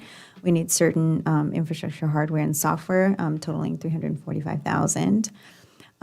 We are in desperate need of a rehab for the city council chambers. And so we got estimates from architects pricing that out at around $600,000. As Caitlin brought you last council meeting, we were awarded $50,000 by Southern California Edison for the CAP program. And let me see, the Climate Action Plan program. So the $50,000 is valuable, but that's probably only 1/3 of what we need. So to fully do a comprehensive climate action plan, we would need $150,000. So we're seeking approval for $100,000 for Caitlin and the Prime Department to complete the sustainability initiative. As we're looking at the teen center design and enhancement, we were counting on CDBG funds to help aid in the funding for this particular teen center. But we're looking $200,000 short to be able to complete that project. So that's the line item that you see there. Summer concerts, as the city is reopening, we are seeing the need and the desire for summer concerts. And so our Public Works Director is looking for $60,000 to fund a summer concert this summer. The Women's and Men's Conference, we are, thanks to the mayor, we are looking to schedule a Women's and Men's Conference. Let me see, I forget the dates, but they're ongoing over the next 6 to 7 months. So in total for both conferences, we're asking for $50,000. And so everything that wasn't committed, we discussed with the administration, the city manager, what is the best use for the remaining funds. And since I've been here, we've brought the same list of projects and facility improvements. And so we've constantly had to, make tough decisions and try to see how we can split $1 10 different ways, right?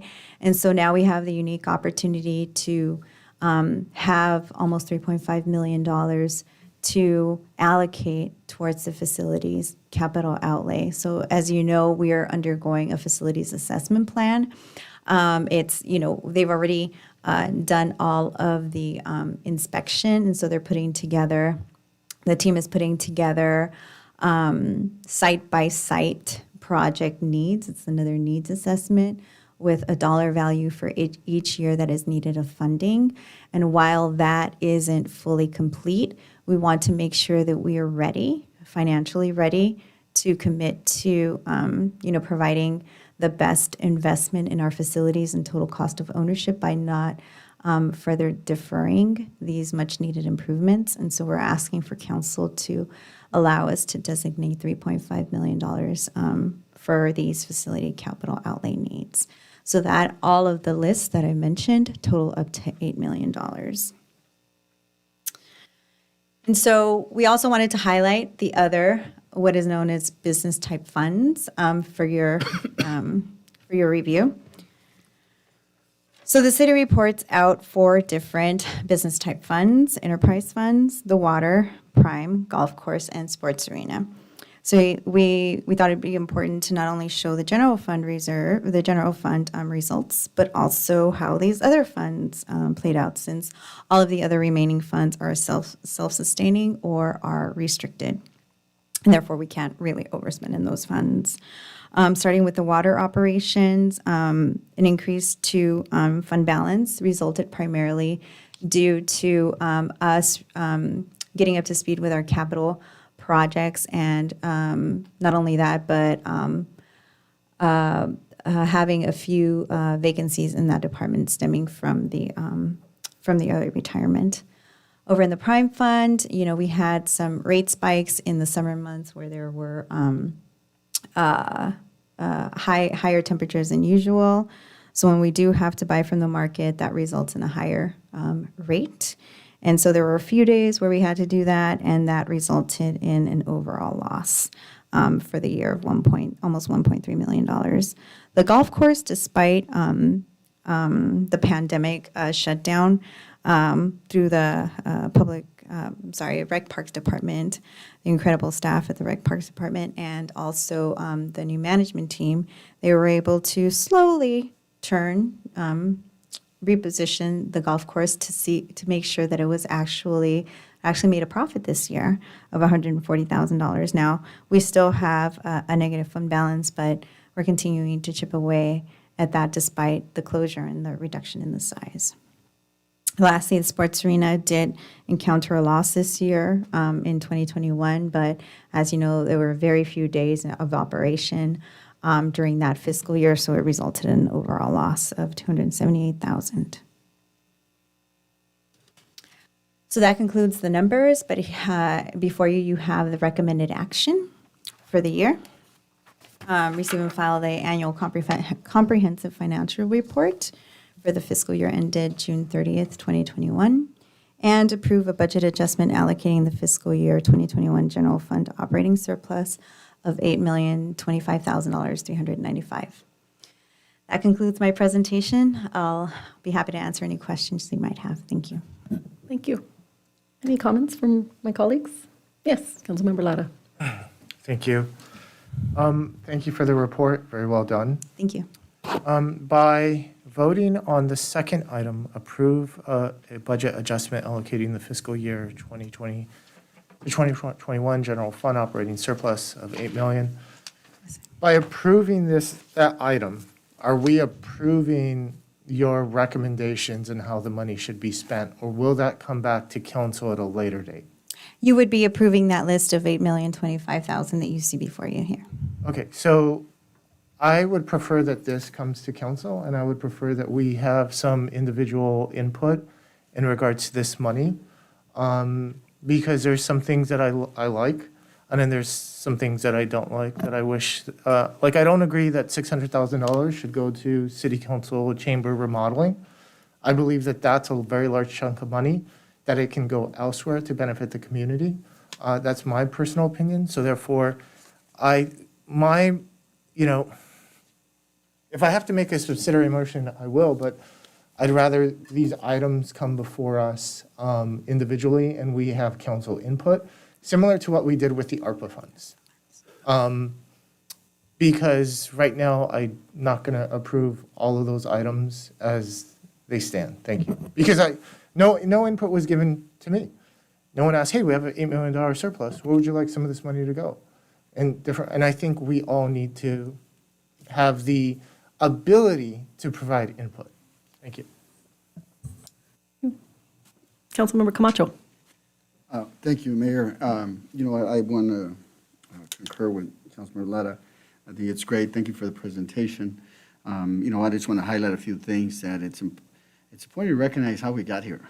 It's important to recognize that, we've been 2 years in a pandemic, 2 years of closures, 2 years of unknowns, I recall the day we actually met to declare an emergency here in this chamber and decided to move forward and see what we're going to do, how we're going to deal with the unknown of less revenue based on sales taxes and less services that, less public safety. I mean, there's a combination of things that we had to deal with, and we tackled each and every one of them in different ways by making decisions, tough decisions at the time, by making sure that, one, public safety was not impacted, two, the services to the community were not impacted.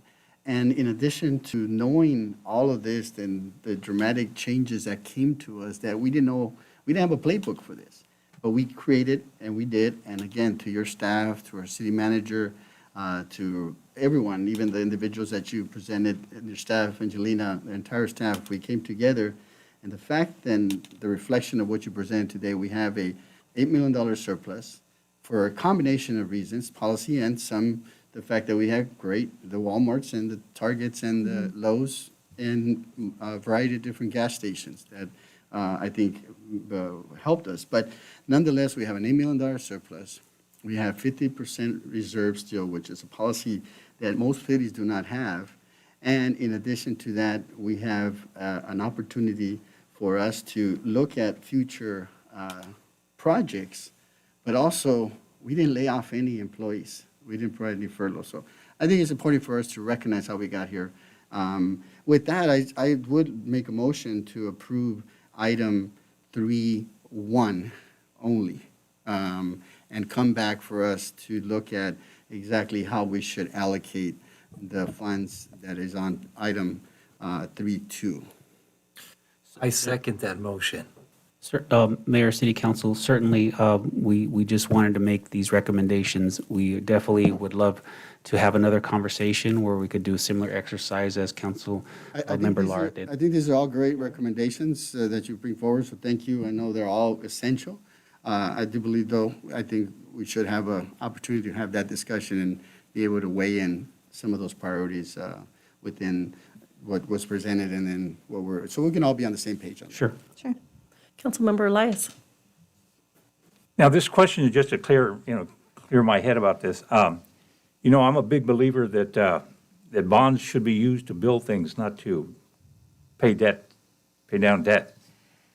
In the audit that was presented, in terms of what our conditions were, one of the metrics was the pension liability, and we scored pretty well in terms of just the amount of liability. And what I'm thinking about right there is that could we be able to at least draw a little bit down on the debt and avoid having to get bonds? Certainly, if their council will is to pay some of this additional surplus, it can accomplish that. I don't think it would have a dramatic effect. And I think we are still, through council direction, are bringing forward the opportunity for council to consider a pension obligation bond in the future. Thank you. My comment, did you have any comments? Yes. Thank you, Madam Mayor. I feel that the suggestion or the recommendation of $8 million to be spread across these suggestions here is, they're all good suggestions. And I believe all 5 of us have additional suggestions. So let's bring it all together in a separate day, possibly prior to city council meeting, and that would be my recommendation. Thank you. I have a question regarding the section that you talked about regarding our revenues. Yes. There's the section with transfer-ins, and there was $1 million. What does that mean? The transfer-ins are transfers from other funds. So we use a transfer into the general fund from the gas tax fund. So gas tax is a separate tax measure that is to be used specifically for road maintenance, and that's exactly how we use it in the general fund. So we spend it in the general fund, and then we get it reimbursed from the gas tax fund as a transfer. Great, thank you. Okay, thank you. Certainly, I love these recommendations, and I certainly advocate for any of them related to Parks and Recreation, as we haven't had any concerts in the park for 2 years. Our teen center has fell in disrepair. They haven't really had any events, and one of these is my suggestions of having a young men's and women's conference, because they have no teen center. And so highlighting things that we do with our youth would be something that I advocate for. So if we can maybe do a study session with, similar to we did with the ARP funds, each one of us can bring our suggestions and items, and then we can kind of cut down the chamber remodel if that's something Councilmember Lara is close to, and fill in other items that we feel we would like to advocate for. And that way each of us can get some chime in on each item and how we feel about each one. Certainly. Definitely we'll take all those and we'll bring it back. One item I just want to highlight back is the HDL study. As mentioned before, we haven't looked at that since I think we've been incorporated.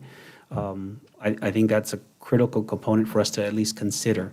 It could possibly bring some additional revenues to the city to the tune anywhere between $2 to $9 million a year.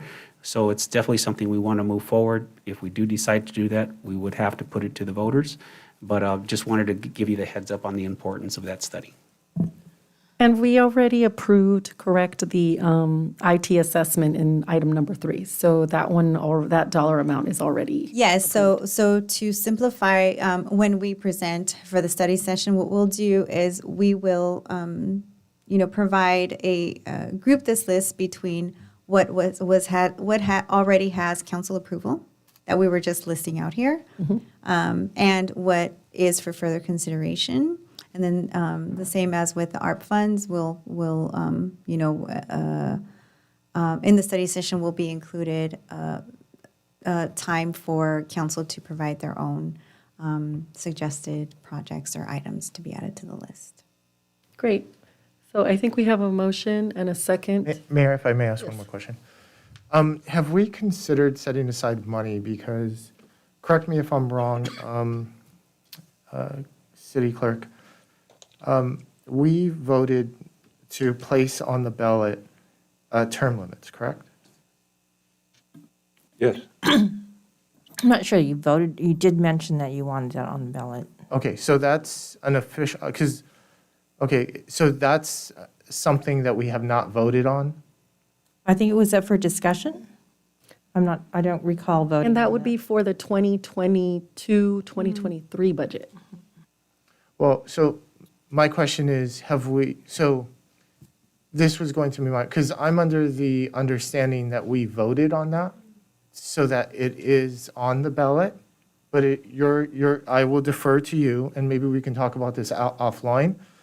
But my question was going to be, working under my hypothesis that we did, have we set aside money for that? And how much approximately will that cost? Because it's my understanding that if a city wants to place an additional item on the ballot, you have to budget for it and you have to pay for it. And it's quite expensive. So that was going to be my question, if we've budgeted for that item. But I think we can bring that up, Andrew, in Councilmember Lara, in old business, because you did request that to come up. So perhaps in old business, we request for them to bring up an update and as well as an estimate, and that would be related to the 2022, 2023 budget. Okay, well, I'm in old business. I'm just going to bring up that you research it, get back to us. If we did not vote on this, because I'm under the impression that we did, but if we did not vote for this, then we vote on it at the next council meeting. Yep. Thank you. Yeah, we'll bring that back to council. Okay. So we have a first and a second for approval of item 3.1 only, with a recommendation to bring back a study session to the remainder of the allocation that has not already been approved. Yes. Okay. Do you want to do roll call vote? Or all in favor? Are we in favor? Let's all in favor say aye. Aye. Aye. Okay. All opposed? None? It's unanimous. Thank you. Thank you. Let's go on to item number 4. City Mayor, Manager, I City believe we have a speaker. No, I'm going to turn it over to Director Garcia to, he has a presentation if council is, wants to hear it. Yes. So we had much support for this item from many of the colleagues within tobacco retail licensing, for the tobacco retail licensing fee program and for flavored tobacco ban. I wanted to start by not only thanking Mayor Dr. Sanchez for her leadership on this since last summer of 2020, but also her bringing forth Montgomery Messex from LA County Public Health and Tony Kuo, Jamie Long from the Public Health Law Center. We've met with Primo Castro from American Cancer Society, Annie Tegan from the Campaign for Tobacco Free Kids, and Anna from the American Heart Association.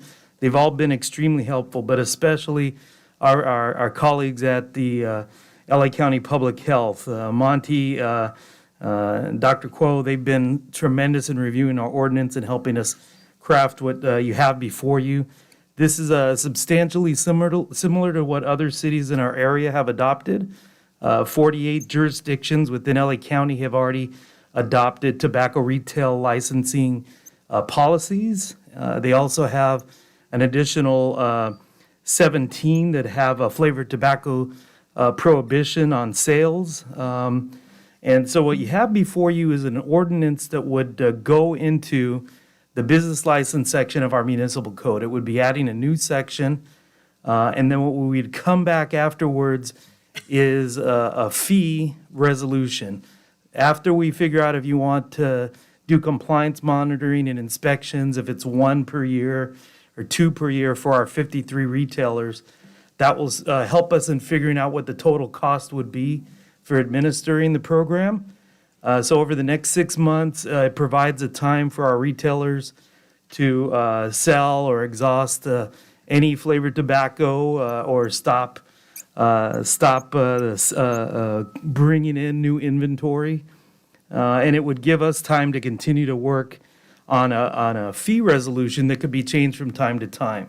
So over the years, if you want to do much more involved enforcement and background checks and outreach, that can also change the fee in the future. So the ordinance tonight would establish the tobacco retail license fee in our municipal code and the prohibition of the sale of flavored tobacco within the city. And if there's any additional questions, I'm happy to provide as much as I can provide to you. Thank you. Councilmember Camacho? No, I was just going to comment on this. I think this is something that as you work, this is your field, this is what you work in. I think it's long overdue. I think creating a license, a licensing to the tobacco here in our city is adequate, and banning flavored tobacco is adequate as well. So, I mean, I motion to approve this. Thank you. Do we have a second? Second, but I'd like to make a comment. Great. Regarding this. What's before us is banning, obviously, flavored tobacco products for youth. But I would prefer that we ban all tobacco products in the city. The city of Pasadena is going that route. The city of Manhattan Beach has gone that route. The city of Beverly Hills, and there's been multiple cities that have gone that route. See, what we're saying is that we're saying the obvious, the low-hanging fruit is we don't want our children getting addicted to these, because tobacco companies are always looking for the next customer. And they do that by flavoring these products so that they're appealing, right? They taste good, they're cool. But at the root cause of it, we don't want them to get addicted to them because they're carcinogens. Plain and simple. Not only are they carcinogens, but people who smoke have higher rates of heart disease, higher rates of strokes, higher rates of respiratory illnesses such as chronic obstructive pulmonary disease. So if we truly are interested in the public health of this community, I think the best thing to do would be to ban tobacco products altogether. Because I have a problem with the licensing fee. because by extension, the city's condoning these products. We're just making money off of it, right? So I'm going to vote for this item. I gave a second. But my preference is that we ban tobacco products in the city altogether because they're just carcinogens. Thank you. Thank you. The Economic Development Director, we would not be making a profit, correct? It would just be cost reimbursement, correct? So that would, the whatever the license cost is then for us to enforce this ban, correct? That's correct. The fee would be going towards the actual cost of staff doing compliance monitoring, outreach, printing cost, underage smoking, tobacco activity, undercover activities. And so it's not meant to make a profit on it. Thank you. I think for me, this is the favorable banning the flavored products. We already have 53 retailers in the city that we approve their businesses, but it's a way of allowing us enforcement, so giving us teeth and also bringing the city in means in which to pay for that. And it also will make us eligible, if you read the staff report, to apply for grants through other organizations that will allow us to hire officers to help us enforce this. So similar to alcohol retailers, they have to apply for a license through the state to sell alcohol in the city.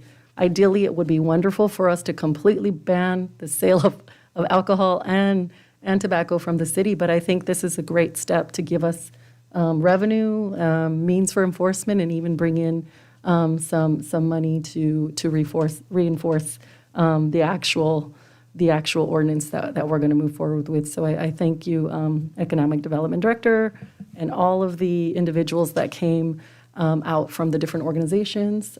So we have a first and a second. I'm sorry, I forgot to ask Mayor Pro Tem, do you have any comments?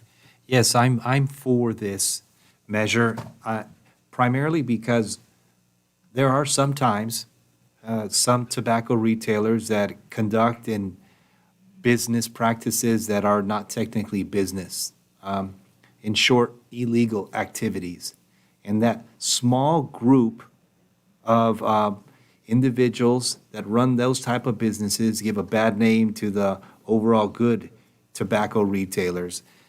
And by passing this ordinance, we'd have the opportunity as a city to have tobacco retail license inspections. And doing that once a year or twice a year would just keep an eye on those bad seeds, identify them, and remove them from our city. While the good business men and women who hold tobacco businesses conduct their business freely. So I would say yes. Councilmember Elias? No comment? Okay, thank you.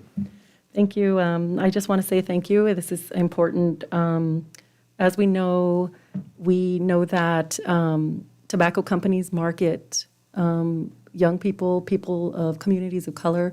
As we heard, the tobacco products that are called bubble gum, even horchata, piña colada. And so I think this is a right step to help prevent that, and it protects our children, protects our community a little bit better. So with that, let's, all in favor, I think this is when we can do all in favor, say aye. Aye. Aye. Any opposition? Seeing none, motion's unanimous. Thank you. Let's move on to item number 5. Yes, Mayor, City Council. Item number 5 is the approval of a resolution rescinding resolution number 7145 and authorizing the city manager to make certain limited adjustments to the customer power generation rates for Pico Rivera Innovative Municipal Energy, Prime. You recall this was something that was done at another period of time in council. We wanted to modify this, have Caitlin McGee to answer any specific questions. If you can just explain the modification that we're making here, Caitlin.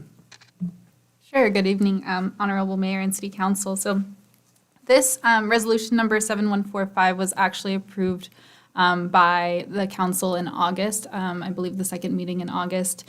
And what we have identified really is the limitations around operationalizing it. And what we are presenting this evening is a minor adjustment, maintaining the city manager's authority to adjust rates within 5%. However, making it consistent with how we've talked about prime rates throughout the last few years since our launch in 2017. And the way we talk about prime rates are as the total Southern California Edison bill. In resolution number 7145, what we had put in as the language only addressed the prime generation rate bill, right? And when we talk about our rates as a whole, we have to account for items like the exit fee or the PCIA, SoCal Edison's transmission and distribution rates. So all of this into consideration, right? We've learned that previous resolution has its challenges with how we operationalize it. And so what we're presenting here today is consistent with the other member cities of our Joint Powers Authority, CalChoice. And should you have any other detailed questions, I also have Kathy DeFalco of CalChoice on the line, who's happy to answer anything that you may have. Do we have any questions? Yes. Yeah, thank you. Could you give us a brief overview on how the rate structure is set, not only with Prime, but also with Edison? Yeah, I'll pass it over to Kathy. She can probably at least touch on the rate cycle, right? And how it goes through a process with the CPUC. Kathy? Good evening, Mayor and council members. Are you able to hear me? Yes. Okay, perfect. Thank you. So yes, the rate cycle that Caitlin is talking about is done through a proceeding that Southern California Edison files mid-year based on what they anticipate the rates to be. And it's kind of a backward-looking process too, as far as what their rates were set at during the previous 12-month period, and looks at kind of a balancing account. Last year, Southern California Edison lost a considerable amount of money because they did not set their rates high enough to cover the cost of energy. Last year, we saw an unprecedented spike in energy costs. So what Prime and the other CalChoice cities try to set rates as part of the budget cycle, but unfortunately that doesn't necessarily work well in the timing of the rate proceeding at the Public Utilities Commission. So right now we are looking at having a rate change from Edison on March 1st. We will see what those rate determinants and rate factors are for the various customers in mid-February. We have a general idea of what they are going to look like, but we won't know the specifics for each customer classification until the next 2 weeks. There are also other, there are also other rate changes that happen throughout the year. And I think as the resolution mentions, or the staff report mentions, the resolution allows for the city manager to make adjustments more efficiently in a manner that kind of keeps up with Edison in their rate changing process. Ms. DeFalco, this is Councilmember Andrew Laura once again. Yes. So it's my understanding that Edison makes a projection and then they're backward looking in regards to their finances when they set their rates. And then they go before the CPUC, correct? Could you explain that process? Sure. It's called an ERA, which is basically an energy rate recovery application. So there's a lot of inputs. It's a very, very detailed application that goes in front of the Public Utilities Commission. It looks at what the energy costs were throughout the year. You know, much of this, it's just the nature of energy. It's based on forecasting quite a bit. You know, you can't really lock in, customer behavior. You can't lock in weather events. There are a lot of things that affect energy usage. So they go back and look at those, the actuals, I guess, if you will, against the forecast, and they make adjustments for the rates moving forward to ensure that they recover those costs from their customers. So what happens, that usually happens in June. And then in November, they do what they call a November update. And at that point in time, they take another look at where energy prices are, and they file a report with the Public Utilities Commission. They call it the November update, which kind of makes another adjustment, and we get additional information. And then at this point in time, where we are now in February is when they will finalize. They'll take another look at things, and they will finalize the actual, the rates and kind of flow that out to the various customer classes. That will go before the Public Utilities Commission, and they vote on it. There's periods of time where there's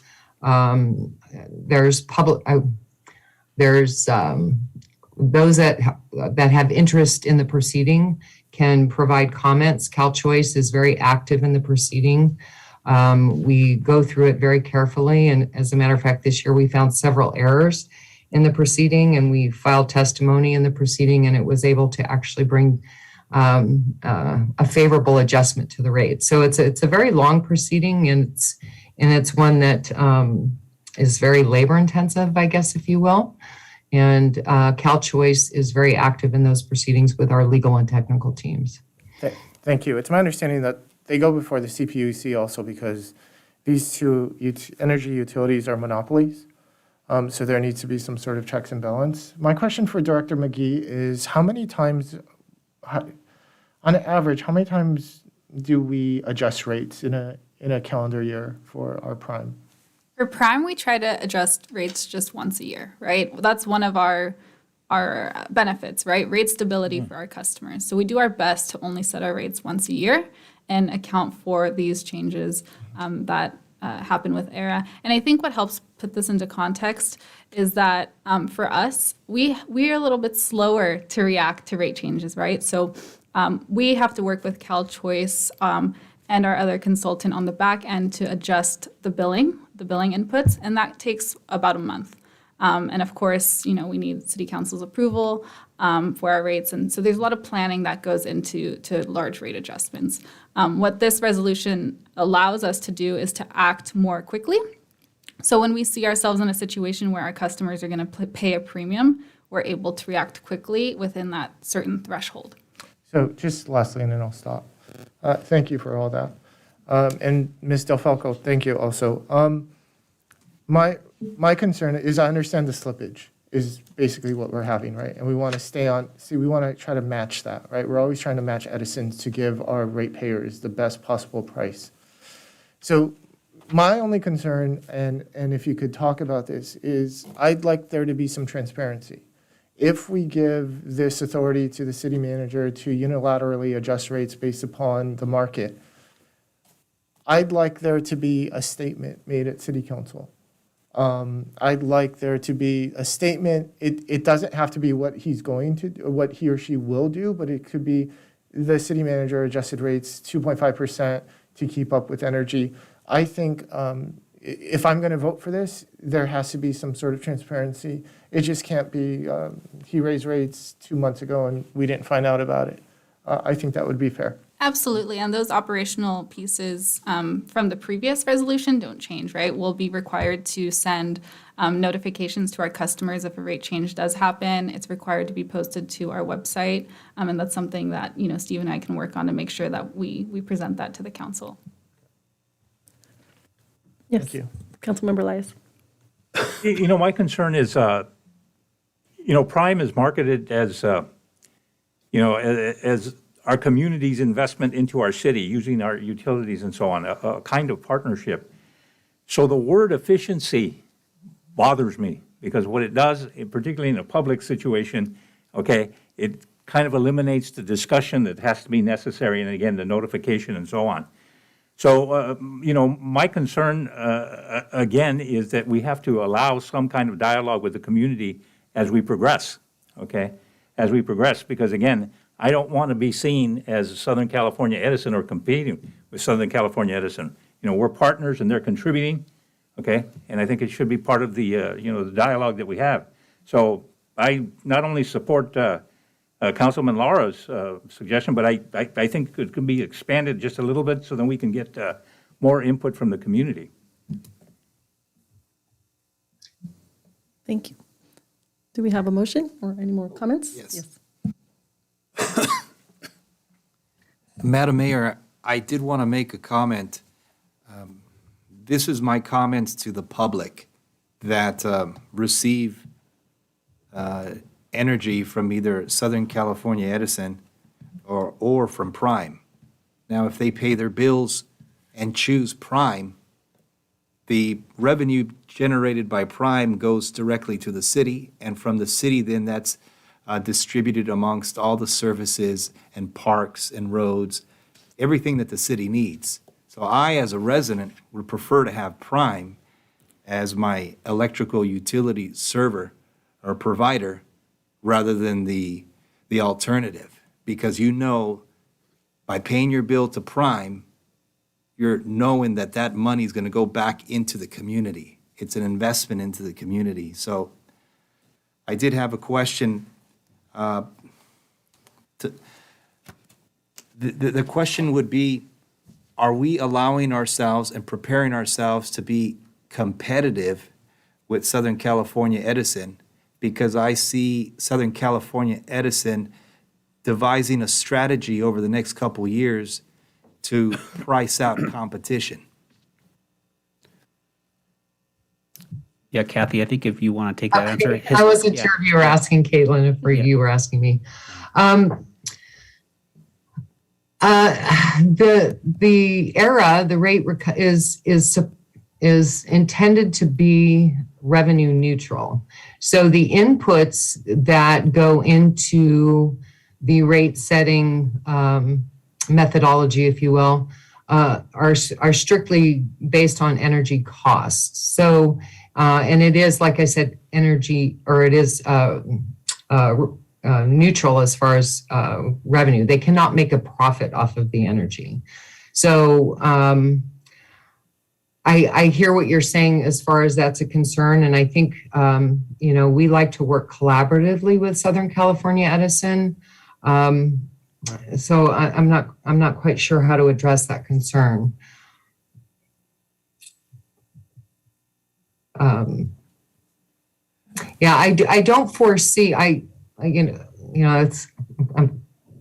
giving this a little bit of thought. I don't foresee CCAs going away. The amount of CCA growth in the state of California has been incredible. When Prime launched in 2017, I think they were the fourth CCA. There's now 23, 24 of them in the state. So there's, I think 23% of the load in Southern California Edison territory is now served by CCAs. So, and actually in the other utility territories, it's even higher. So I think CCAs are here to stay, and the utilities are getting comfortable with that. They're having to make that work. So I think maybe to add to that and address the concern, and this is separate from rate setting, right? But Prime's advantage is that we're meeting requirements of renewable energy procurement far in advance of some of these investor-owned utilities. So our base rate is 50% renewable, and the state doesn't mandate 50% renewable energy to be provided to customers until 2030, I believe. So beyond just the cost, right, we provide many more benefits, and to your point, right, the revenue coming directly to the city rather than an investor-owned utility, right? So I think hopefully that addresses your concern. We have another question from Councilmember Lara. Thank you, Mayor. So I'd like to make a motion that we bring this back to the next city council meeting. I like the idea, but I would like to see in writing the transparency that's going to go along with the issuance or the proclamation by the city manager that he raised rates. I think I'd like to see that in writing. So just for transparency's sake. So that's my motion, if I could get a second. Second it. So you would like to move to continue this item to the next meeting and have language to include it per instructions? Certainly, we'll bring that back. Okay, we have a second?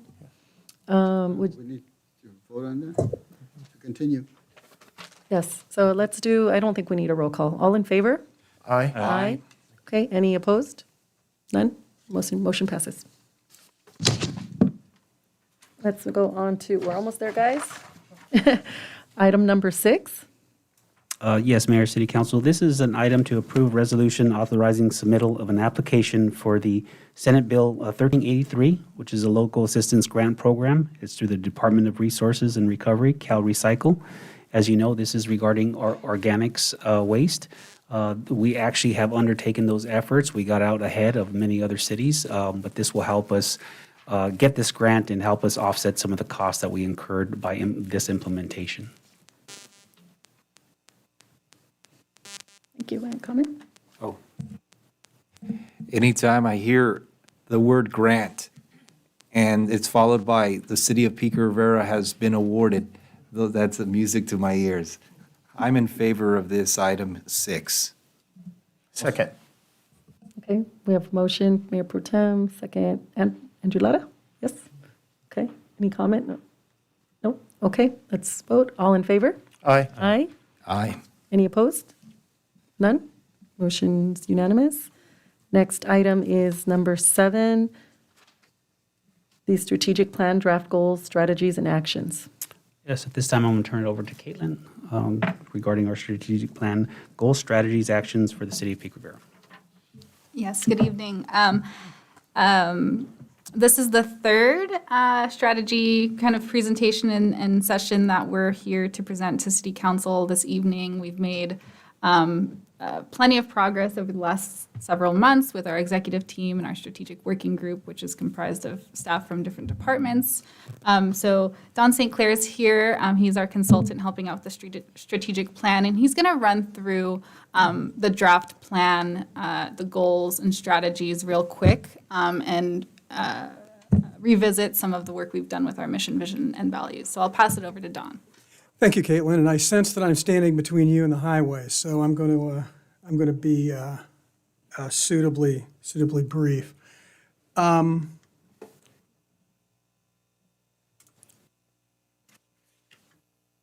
we go. And I'm going to follow along here so that I can see. I'm going to skip past this slide really quickly. This is just a reintroduction of myself and my firm that we did a few months ago when we were here. My name is Don St. Clair. I'm with the firm McIntyre St. Clair, doing a lot of work in strategic planning, leadership development, team building, and coaching throughout Southern California primarily, mostly with city governments, but substantially with nonprofit organizations too. This slide takes you through somewhat chronologically the steps that we've gone through. And I don't want to read this to you, you can read, but I want to use this I want to take a moment just to underscore the length of this process. And when I saw this chart, I looked at it and I said, oh my God, this started out in June of 2019. This started out in June of 2019 because this was where the first strategy conversations really happened when Steve, I believe at that point, was perhaps still interim. I'm not sure. Or maybe is about the time he became permanent. And my partner and I facilitated that 2019 retreat or session. You had a follow-up in June of 2020. And then COVID hit. And after COVID, we got into the process of the strategic plan. Now, it's timely that you were talking about your community survey tonight because the community survey and the employee survey significantly informed the planning that we've done thus far. We did in November a third strategy session with all of you where we focused primarily on mission, vision, and values. You'll see those again in a moment with a little bit of finessing, a little bit of cleanup perhaps. And then you see in the bottom of the chart the survey distribution, the community employee surveys, and how those were worked into the program. Both the community survey and the employee engagement survey have heavily informed the process.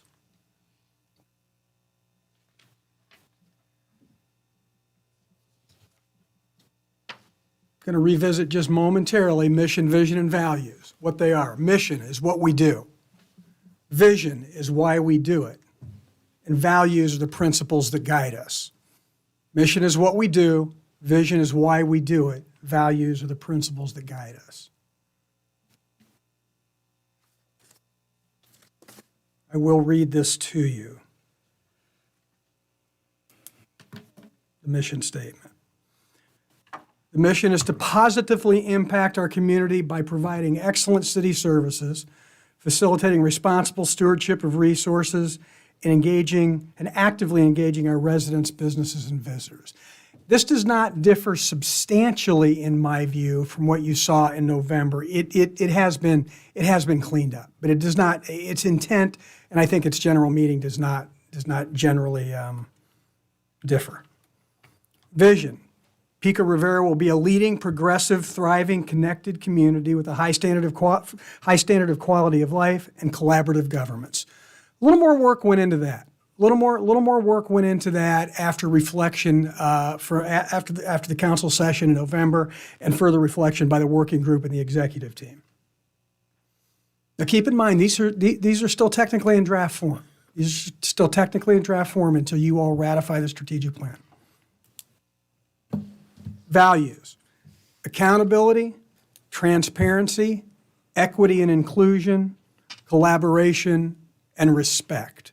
Those are the principles that will guide the organization. Those are the principles that will guide the behaviors. This is how we behave. These will guide the behaviors of the staff, the leadership, the council, everybody involved with the administration of the city. I want to make an editorial comment here very quickly. It's become a joke with the strategic planning team that I'm stuck on the number 5 because I don't want more than 5 strategic directions. I don't want more than 5 values, et cetera, et cetera, et cetera, because I think a handful is a good rule of thumb. You notice we cheated on number 3, though. So technically speaking, while there are only 5 bullet points here, there are in fact 6 values. Primarily because we couldn't really unpack equity and inclusion. We felt to a significant extent the words meant the same. But when we really tried to pick one or the other, we felt that there was enough nuance between the 2 words that we wanted to keep them both. So we laughed among ourselves and put 2 words together under one bullet so that we stuck to my rule of 5, but we met the needs of the group.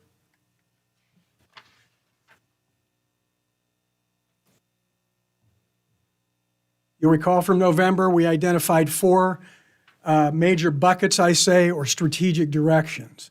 What you'll now see is an explanation or a description for each of these strategic directions, and then some actual strategies embedded under those. Now, I want to be really clear with what we have here and what we don't have here. This is, in my view, what we've done at this point is akin to prepping the exterior of a house to paint. If you've ever painted, you know you spend about 3 times more time doing the prep work than you do the actual painting work. So what we've done now is all of that prep work. So what you don't see here that will come after this, between now and time that the budget is ratified in the next few weeks, will be the actual action steps under each of these strategies. So let me give you an example. The first strategic direction is fiscal and organizational stability. Our purpose is to create a city government built to adapt to change. We felt as a working group that being adaptable to change, we now know how important that is. If we didn't know it 3 years ago, we surely do now. We've identified 5 things there. Build a more transparent and sustainable fiscal system to improve trust and efficiency. Identify and implement opportunities for financial efficiency, improve organizational effectiveness to reduce cost and streamline efforts, foster organizational sustainability to ensure long-term stability, and develop and retain the best possible team within the city. What's going to be asked of the council at the appropriate point is to agree or is to concur, or I use the word ratify, those major strategies under that bucket. And then what we'll do is we'll go back with working group and the executive team, and we'll say, okay, how do we build a more transparent and sustainable fiscal system? And actual action steps will be developed. They will be timed as to when over the next 3 years they should happen. There will be accountability and metrics. So somebody's going to be in charge of them, and we're going to identify metrics so that we know when we've achieved the goal. So under each one of these 5, what will come next are the actual action steps over the weeks, months, and the period moving forward. Let me move to the next one. Economic development and land use.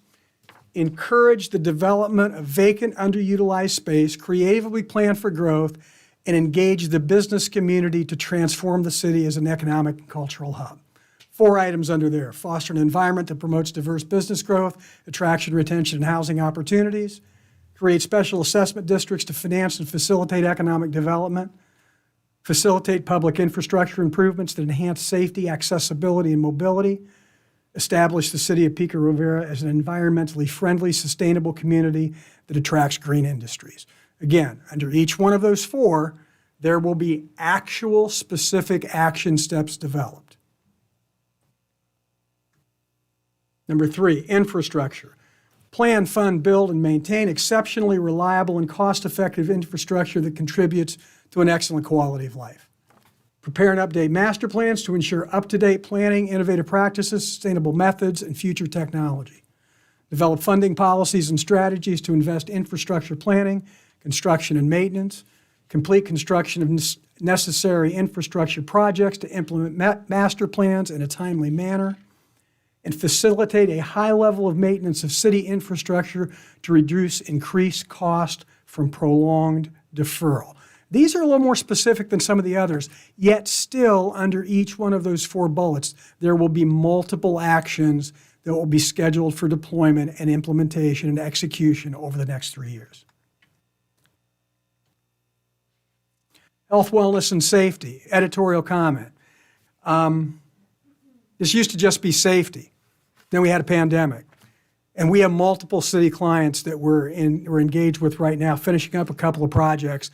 And the cities that we're working with are all spontaneously, without input from the consultants, including health and wellness with safety. And this came organically out of your group. I didn't plant this seed. I saw this in other places, and when it came up, I told the working group, yeah, we're seeing this in other places. This is a very common thing now. 5 items: mitigate homelessness, promote public safety to foster a secure community, maintain a clean, safe, attractive environment to sustain a high quality of life for residents, promote healthy living to maintain a thriving population, enhance the Emergency Operations Center to effectively respond in times of crisis. Again, 5 bullet points. There will be multiple actions under each of those bullet points. Community engagement.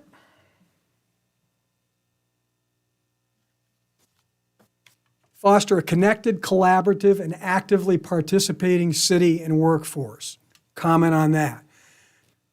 Community engagement is quite frequently a strategic imperative in city strategic plans. It's not always, but it's not unusual.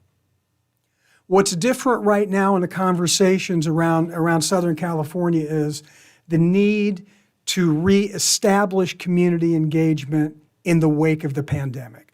That while some of the things we're doing in terms of doing business online and not coming in and standing at counters and doing a lot of things remotely that we'll never go back maybe to doing the old way, I think we all feel we've lost some human connection.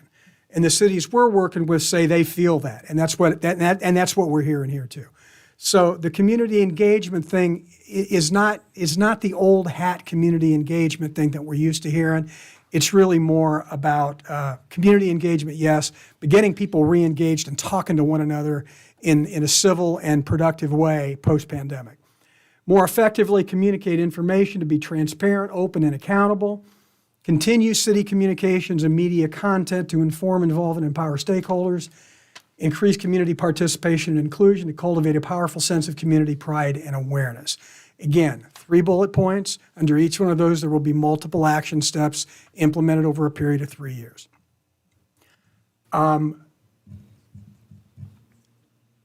strategic areas, 21 strategies. That's a good, substantial strategic plan. And when we layer in all the action steps under there you got a lot of work to do. Your team has a lot of work to do over the period of this plan, which we're calling at this point 3 years. It could be extended to 5, but we're calling it 3. Implementation of the plan will include the following: ongoing collection of performance metrics. So when we pick a particular strategy and say these are the 3 things we're going to do to execute this strategy, we're going to identify what the scoreboard is. How do we know when they're done? Some of those things will be quantitative. Some of those will be quite qualitative and anecdotal, however. They'll be evidence-based. They won't be numerical. They'll be evidence-based. There will be annual performance reports to the council and the public, and annual plan updates aligned with the budget process. Our recommendation to all of our clients, not-for-profit or municipal city, is get out of the habit, the old school habit of doing a 3 to 5 year strategic plan. We used to say shoving it up on the shelf, but now you hide it on your hard drive or in the cloud.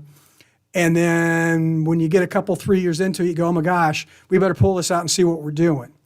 And then you rush to get it all done at the end of 3 or 5 years, and you have another big planning process. What we strongly recommend to our clients, and some take this advice and some don't, and it will be up to the administration to decide what's best for this organization, for this city, is every year extend your plan 1 more year. So if we have a plan that's for 22, 23, and 24, at the end of 22 or the beginning of 23, when you review it, don't just review it and check boxes. Review it and extend it another year so that you have a plan that's constantly a living and breathing document that's not something that shackles you, but something that kind of unleashes your creativity and gives you the opportunity to make judgments and changes and mid-flight corrections, and that's part of the process. And then there'll be a point in the process when you'll want to revisit things like mission, vision, and values. You shouldn't do that very often, though. Your mission, vision, and values should be pretty solid and have a lot of longevity and continuity.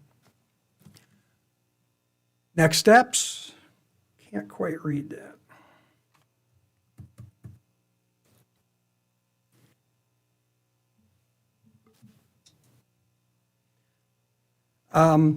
Resolution adopting the final strategic plan. So what you see now is what will be considered the strategic plan. What comes after this is what we would refer to typically as the work plan. By April, finalize departmental action plans and budget. So what are we going to do? Who's going to do it? When's it going to be done? And what's it going to cost? Those should all be estimated and in writing. By May, finalize performance metrics. How are we going to know when we've achieved something? And how are we going to know when we haven't achieved something? Because inevitably, there will be a miss. There'll be some misses. Everything won't work the way we're envisioning it. So how do you know when something's working and when it's been achieved? And how do you know when something's not working? And are there good reasons it's not working? And should it come off the table? July, the fiscal year begins, and we hope that the strategic plan has significantly informed the budget. And then October, we're projecting as the first strategic plan quarterly report. And then as you move forward, the administration in conjunction with the council will determine what the reporting structure should be. I'm going to make one more comment, then I'm going to stop. That is listening to the presentation about your community engagement survey, seeing your employee engagement survey, hearing some things that are going on in community development, or in economic development, community development, hearing some things that are going on in crime, hearing the technology presentation. That is all part of this. Those things will all come under the umbrella of this plan. So you've got a lot of things in progress here that will be folded in as part of the strategic plan. So the strategic plan is not going to stand alone outside of all of this other stuff. These other things are going to be supporting elements of your overall strategic plan, so that the real work you're doing every day and every week and every month is aligned with this, and it gives you an opportunity to keep your eye on the horizon, keep your eye out on the horizon and on the long term, and not get stuck in the near term. Okay, I'm going to stop, and I'll be happy to answer any questions, and I'll lean back on my friends in the administration to answer those that I can't answer. Thank you. Any comments for my colleagues? Questions? Yes, Councilmember. Madam Mayor, thank you very much. I like this roadmap very much because it inspires us to achieve our goals in the upcoming years. I was looking at slide number 6, fiscal and organizational sustainability. And that would be bullet point, develop and retain the best possible team within the city. The bottommost bullet point, I would make the suggestion that we modify it and say, develop, retain, and acquire an effective team within the city. Because I believe we maintain our effective, fantastic employees and acquire additional ones when needed.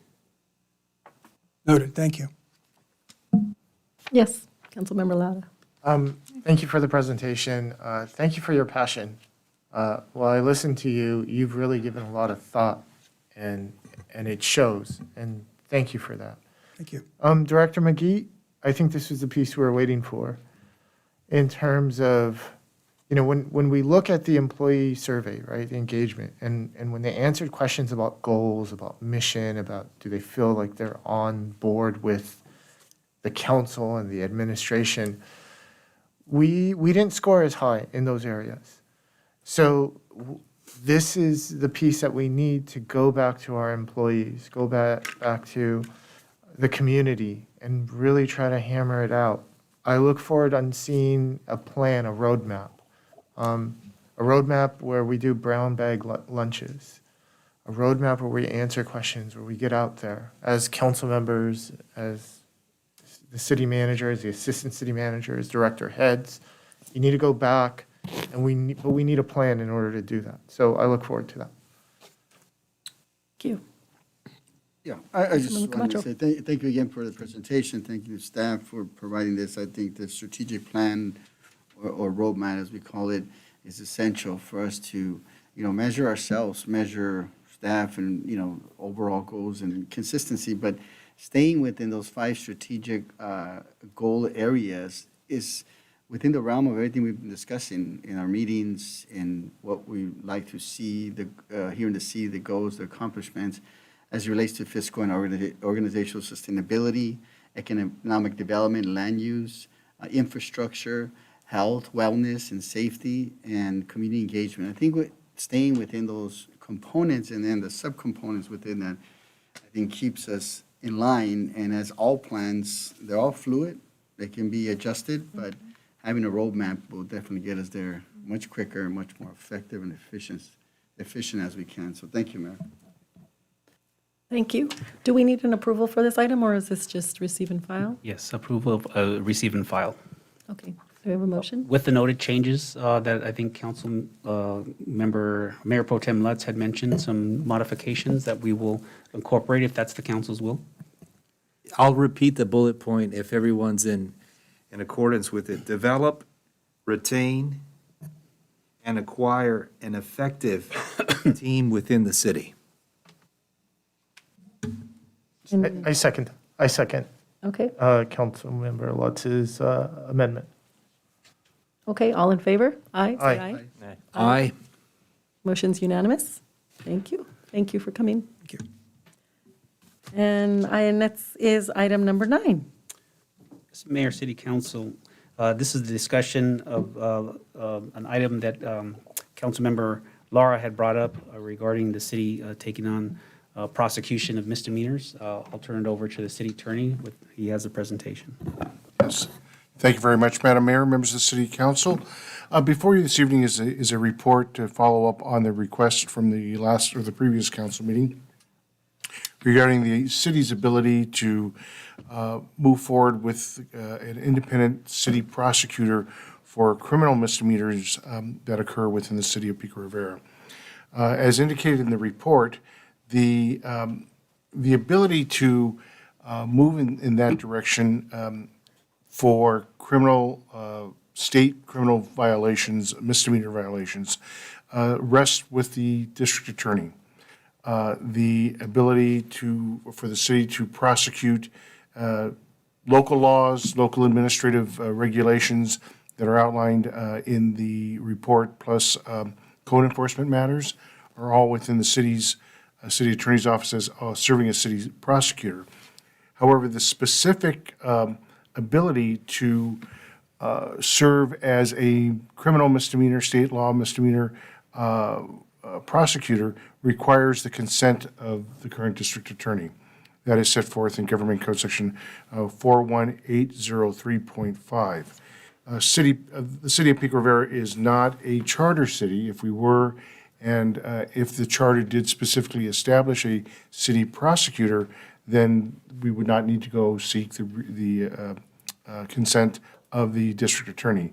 However, because Pico Rivera is a general law city, that would be the required step in order to move forward with the city prosecutor handling criminal state law misdemeanors. As indicated in the report, there are some other jurisdictions in LA County that have a criminal misdemeanor prosecution authority. Manhattan Beach is seeking to have that take place, but they haven't yet received authority from the district attorney's office. It was mentioned at the previous meeting that Whittier is looking at such a option. I reviewed their agenda. It wasn't on their agenda this evening. And I also reviewed the Whittier charter. Again, Whittier is a charter city, but they have not established a separate city prosecutor. So they too would also, even though they are a charter city, pursuant to Government Code Section 72-193, would be required to obtain the district attorney's authority and permission. So before you this evening is the report. I'm happy to address any questions the council may have, and we seek your guidance and direction on this matter. Thank you. Councilmember Elias? You know, we have experience with this already, okay, in terms of the problems with the way that they lack of handling misdemeanors. This is in the juvenile justice area. And what had happened a number of years ago was that they were not, they actually were not supervising, crimes that were nonviolent. Okay, so they pat them on the, on the behind and say, "Go on." And what it did, it created a problem. In response to that, what Los Angeles County Superior Court did, it established a teen court. Okay, a teen court. And what basically the teen court did was that it took all of those nonviolent offenders and it dealt with them, it adjudicated them. They were sentenced to community service and so on. And there was a dramatic drop in terms of it. Now, the El Rancho Teen Court is a partnership between the city and the district. And in 9 years, we were able to accomplish just some phenomenal things. Number one, we became, the #1 law program in the state of California. Number two, our recidivism rate was below 3%. Okay, and again, what we did was that we took those, youth. Okay, we adjudicated them, we sentenced them, community service. We took a look at them and so on, and got great results. Okay, so there's already a track record of being able to do something like that, okay, of doing something like that. Now, yes, maybe the idea of state laws and so on is a little bit out of our reach. And we could concentrate on, on the violations within our city and our city parameter and begin developing, in that kind of situation. But I've seen it, we've seen it. We can do something like that. And again, it's a great idea. I ask you, what do you think?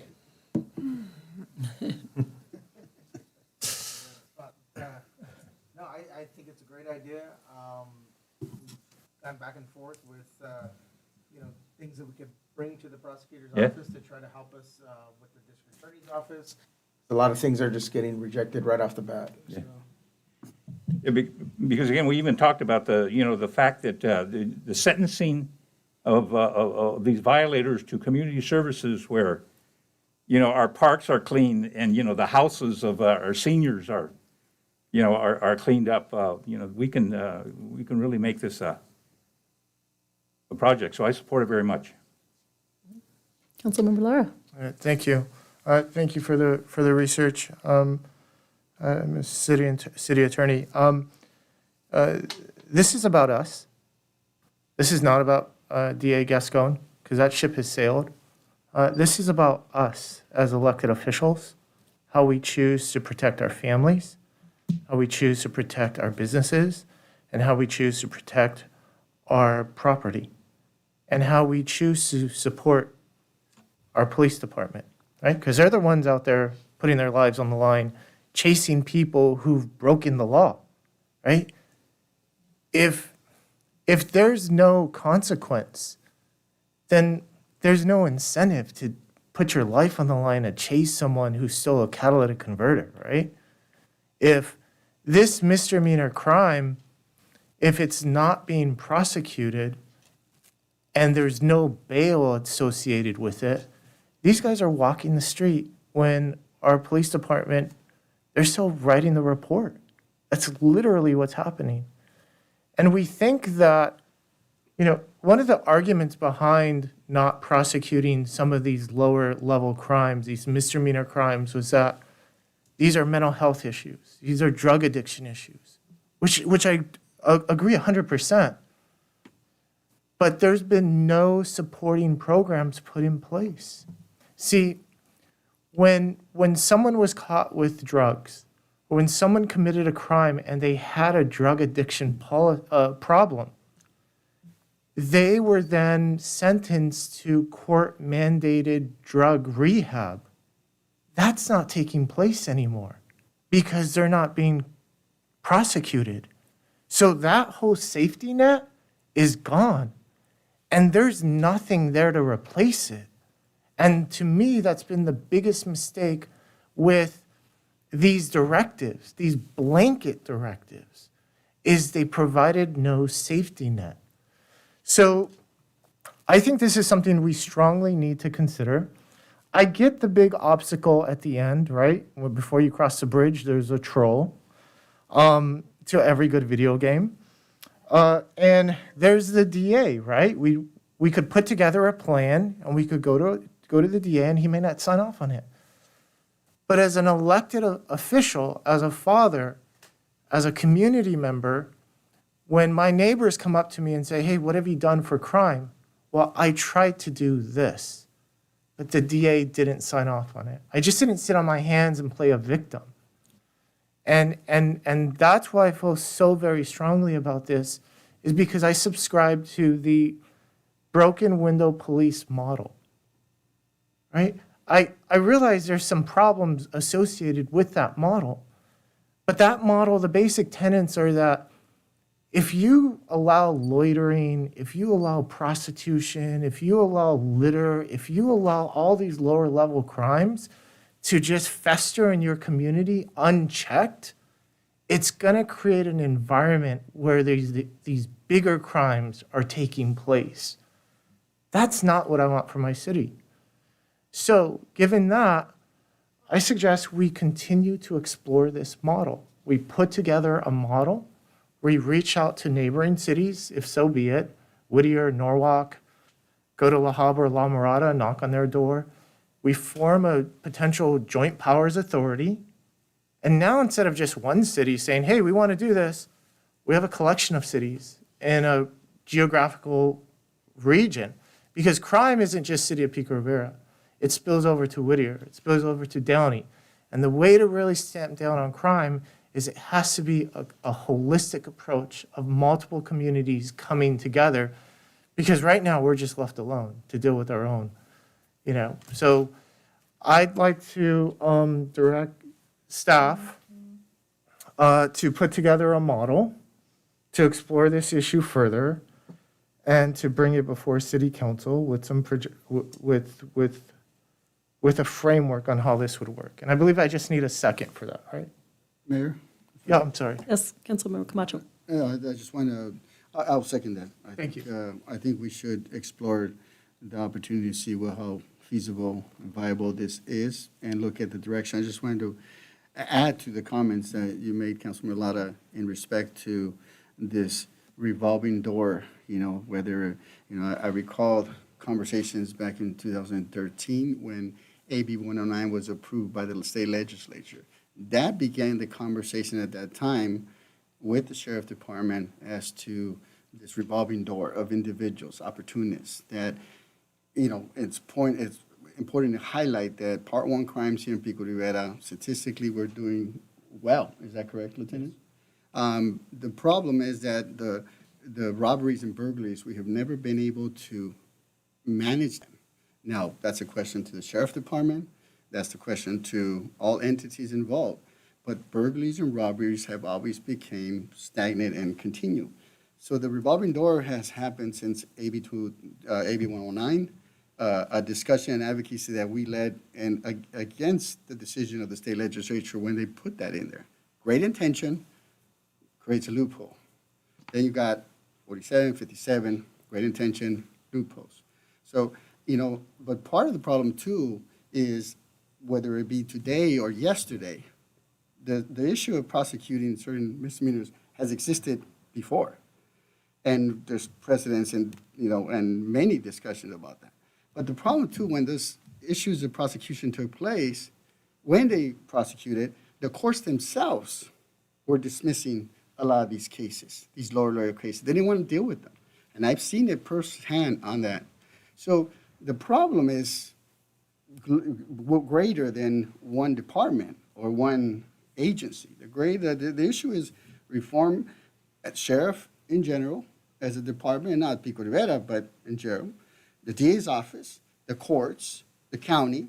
I mean, those are all entities, I think that, again, I support us to explore the viability of looking into prosecuting our own misdemeanors. I don't see why we shouldn't explore that. I think that's an opportunity. But I think it creates a global conversation more as to the underlying problems that exist today. So then we ask ourselves, if for whatever reason the sheriff is not doing their job, the DA is not doing their job, the courts aren't doing their job, the county's not doing their job, then what are we going to do, right? And so that's why I agree. Thank you. Thank you. Councilmember Lutz. Thank you, Madam Mayor. I believe we're having this discussion as a result of the mandates that were issued by the district attorney. So let's just be clear about that. We wouldn't be having this discussion if there wasn't these shortcomings as a result of the district attorney's office, and there's been zero adjustment on their part. So I gladly appreciate Councilmember Lara's initial push to get this for discussion. And I'd like to ask the city attorney, as you had mentioned earlier, after doing your research, that Pico Rivera is not a charter city. We're a general law city, and only charter cities are allowed to create their own city prosecutor. After they've created that city prosecutor, then they have to ask permission of the district attorney. So if we continue this discussion, how would we circumvent this obstacle that we are not a charter city? Madam Mayor, members of the council, that is a significant obstacle, unfortunately. And even those cities that are charter cities, unless they establish a separate city prosecutor, cities such as Pasadena, obviously the city of Los Angeles, those cities that have their own in-house city prosecutor, they're allowed to prosecute state criminal misdemeanors. I guess to address the question, how do we circumvent what's established in the government code? I mean, one methodology is to become a charter city. We have the right to present to the voters a charter, and have one of those provisions include the right of the city to handle its own criminal prosecution of misdemeanors.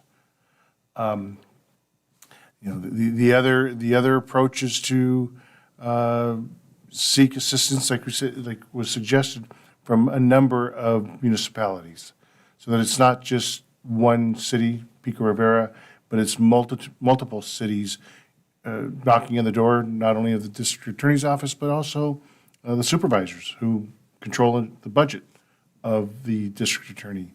So those are the kinds of strategies that we will probably see come back as this comes back to you. And I will reach out. I know the city attorney over in Whittier, known him for 20 plus years, and have a great deal of respect for him, and think we can put our heads together. We both collectively probably have close to 100 years of experience, so we'll come up with something. If I may, I wanted to, I recognize the importance of this. I do like Councilmember Elias's comment about the youth court, and one of my concerns is that, particularly if it's a misdemeanor that involves the youth, I would support drug diversion programs or diversion programs. So I think we have to be cautious of this blanket, we're going to enforce this burglary. Well, we have to take into consideration, and maybe we should support these types of teen programs. And then second, I also want to reiterate, and I like Councilmember Camacho's comment in that I dislike that we did allow our sheriff Villanueva to come and speak and share data. However, I felt that data was old. Perhaps we could request our captain to come in and share Pico Rivera specific data. 2 years ago, when I first was elected, we had a meeting with the remind me, Councilmember Camacho, where we had the people, the sheriffs, the community police programs. What was it called? Neighborhood Watch? Neighborhood Watch. Yes, the Neighborhood Watch program. Sorry, I was drawing a blank.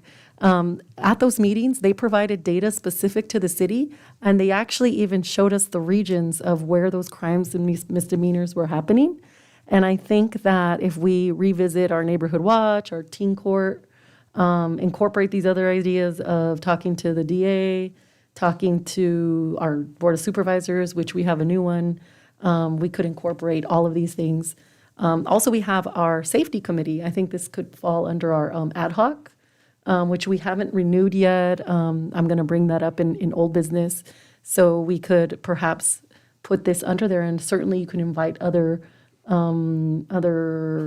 cities to participate, to come up with ideas. So I don't like the idea of just saying we are going to be tough on crime and we're going to enforce it here in Pico Rivera. Even if they're, I like these ideas of other diversion programs, but also making sure that our city is safe. I appreciate that comment, and I want to echo your sentiments. I have a son also, and heaven forbid if he were to commit a crime, I just wouldn't want to see him locked away, right? We all have children, and we want the best. But I want to stress the importance that these drug diversion programs are not taking place right now for youth. Because if a youth commits a misdemeanor crime under this current DA, they are not being prosecuted. So they're not being prosecuted, so they are not given these drug diversion programs that they need. They need accountability, and that takes place by the courts. That's just a system that's been set up. So these blanket policies actually hurt our youth, in my opinion, because they don't provide structure. They don't provide the rule of law that we need. And, if we break the law, there's consequences. And what those consequences are,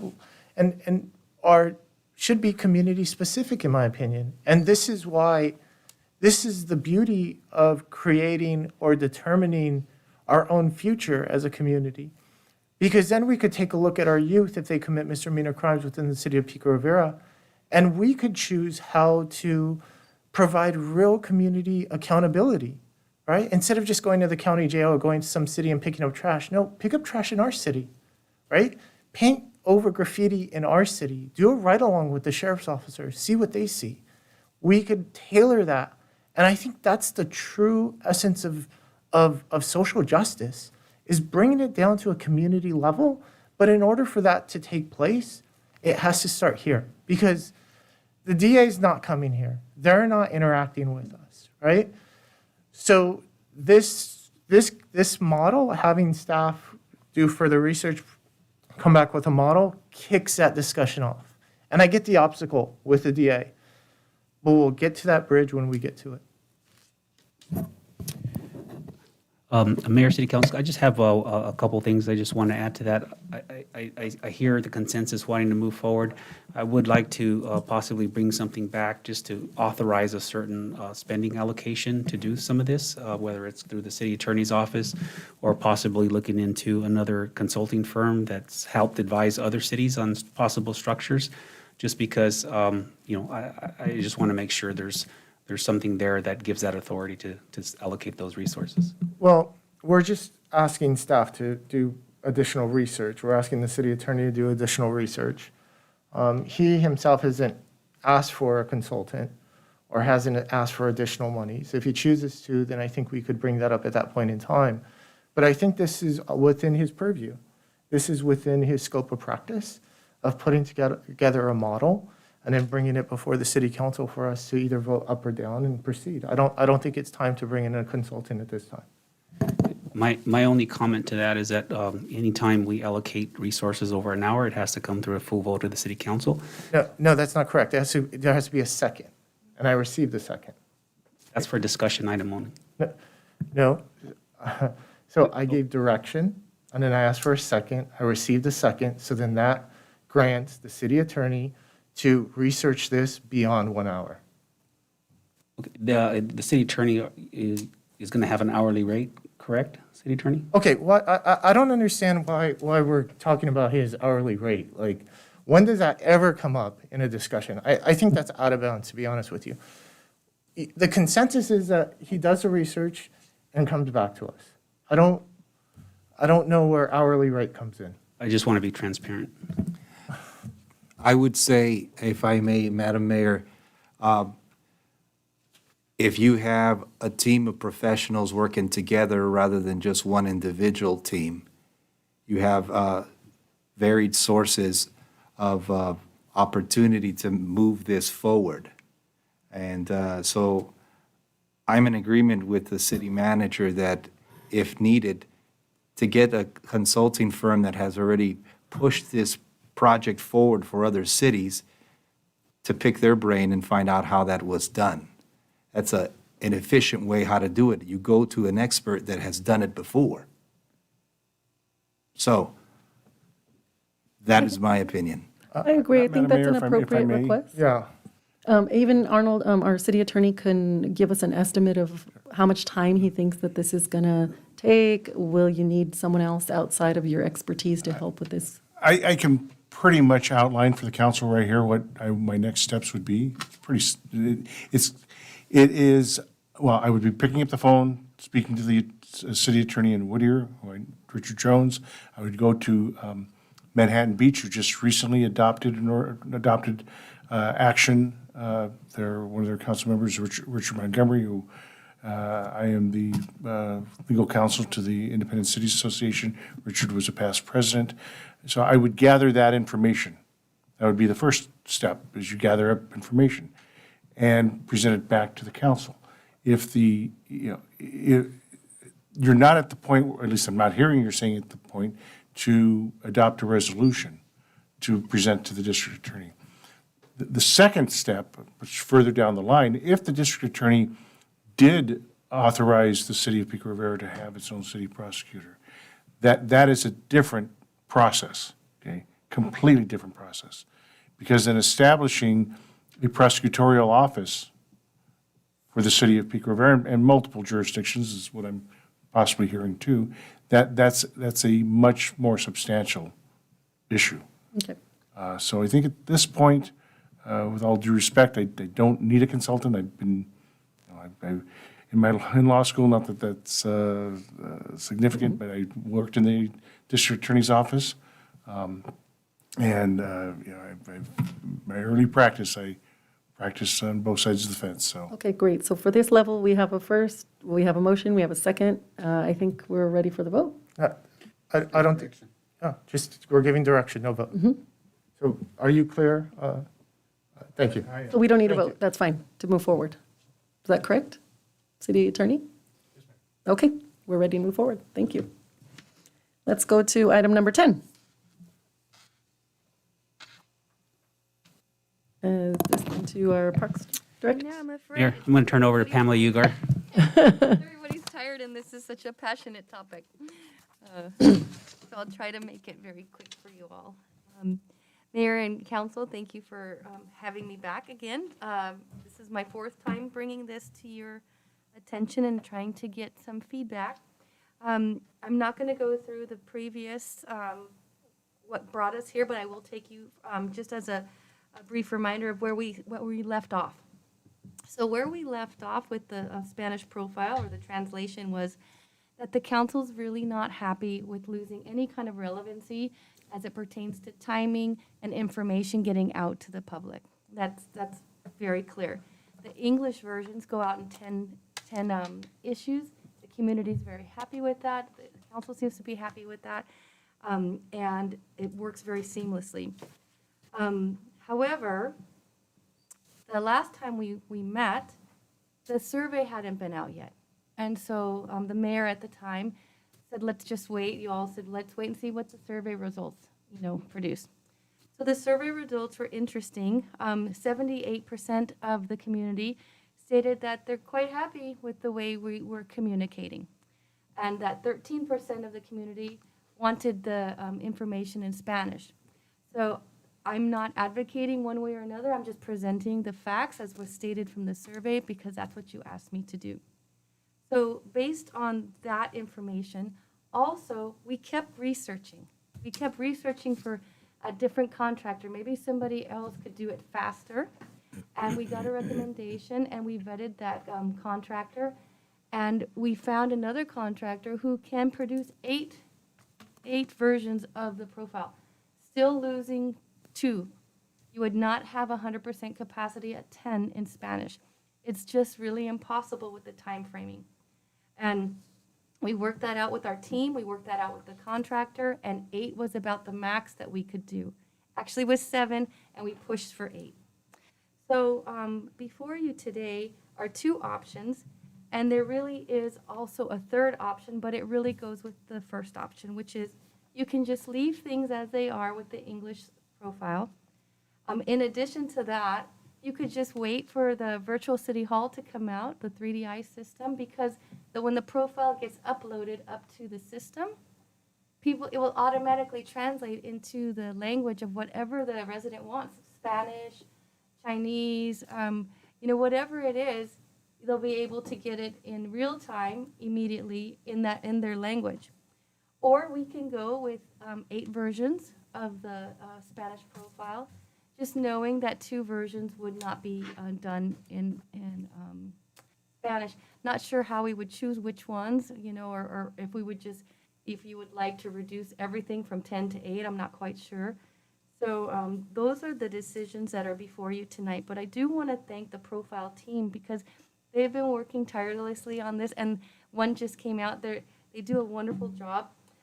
Gabriel Castorena is our lead, Rudy Alvarado, Gabriel Daigle, Kylie Torres, Robert Moreno, Marlene Perez, and Sandra Castro from the city manager's office does a wonderful job helping vet our story. So I just want to make sure that they do really great work, and I appreciate them very much, and they want to make you happy. They want to produce what you want. It's just not possible to do the entire 10 in Spanish, and we're sorry about that. Pam, I have a question to clarify. So you're saying we could have 10, however, only in the year, but only 8 would be in Spanish? Yes. So 10 total will be published? Right, but if you do the 8 in Spanish, then that's going to be an increase of about $48,000, the budget.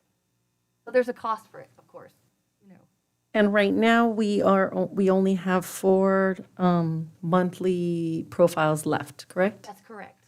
For our fiscal year. Right, so this recommendation only includes budget allocation for 4, and then, of course, when we go to the next fiscal year, it would be different. Thank you. Comment? Yes. Councilmember Elias? Yeah.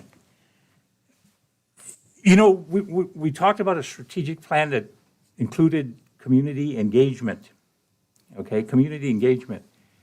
And I take a look at it again from the practical side of the school district and see, the school district by law, because of our population, has to produce everything in Spanish. Okay, I don't know if you've talked to the district to see how they're doing it, okay?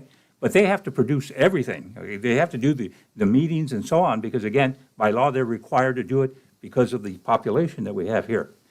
The point that I'm trying to do right now is that we talk about cost, but do you know what the cost is when a person can't read and has to throw it away? Okay, because what we do is that, we have the census information that was confirmed there, where we have 69%, 69.7% to speak another language, and it's primarily Spanish. So again, we're leaving a lot of people out, okay? I would hate to be anyone that would say we can't include the Spanish speaking in our community, because if you live here and you go out to breakfast on the weekends, there's a lot of Spanish speaking people if you don't go to Norm's, okay? There's a lot of Spanish speaking people here. And again, the idea, this is a news desert. This is a news desert. The information that they get from the profile in terms of their water quality, in terms of taking out their trash, and they don't have that, okay? They don't have that. So that's too much, too large of a community to leave out because of cost, because we really don't know what the cost is. How much really does it cost us when we don't have people that have the information? What's that cost? Any other comments from the council member? Mayor Pro Tem. Thank you, Madam Mayor. I'm in favor of doing the hard copy under 8 issues.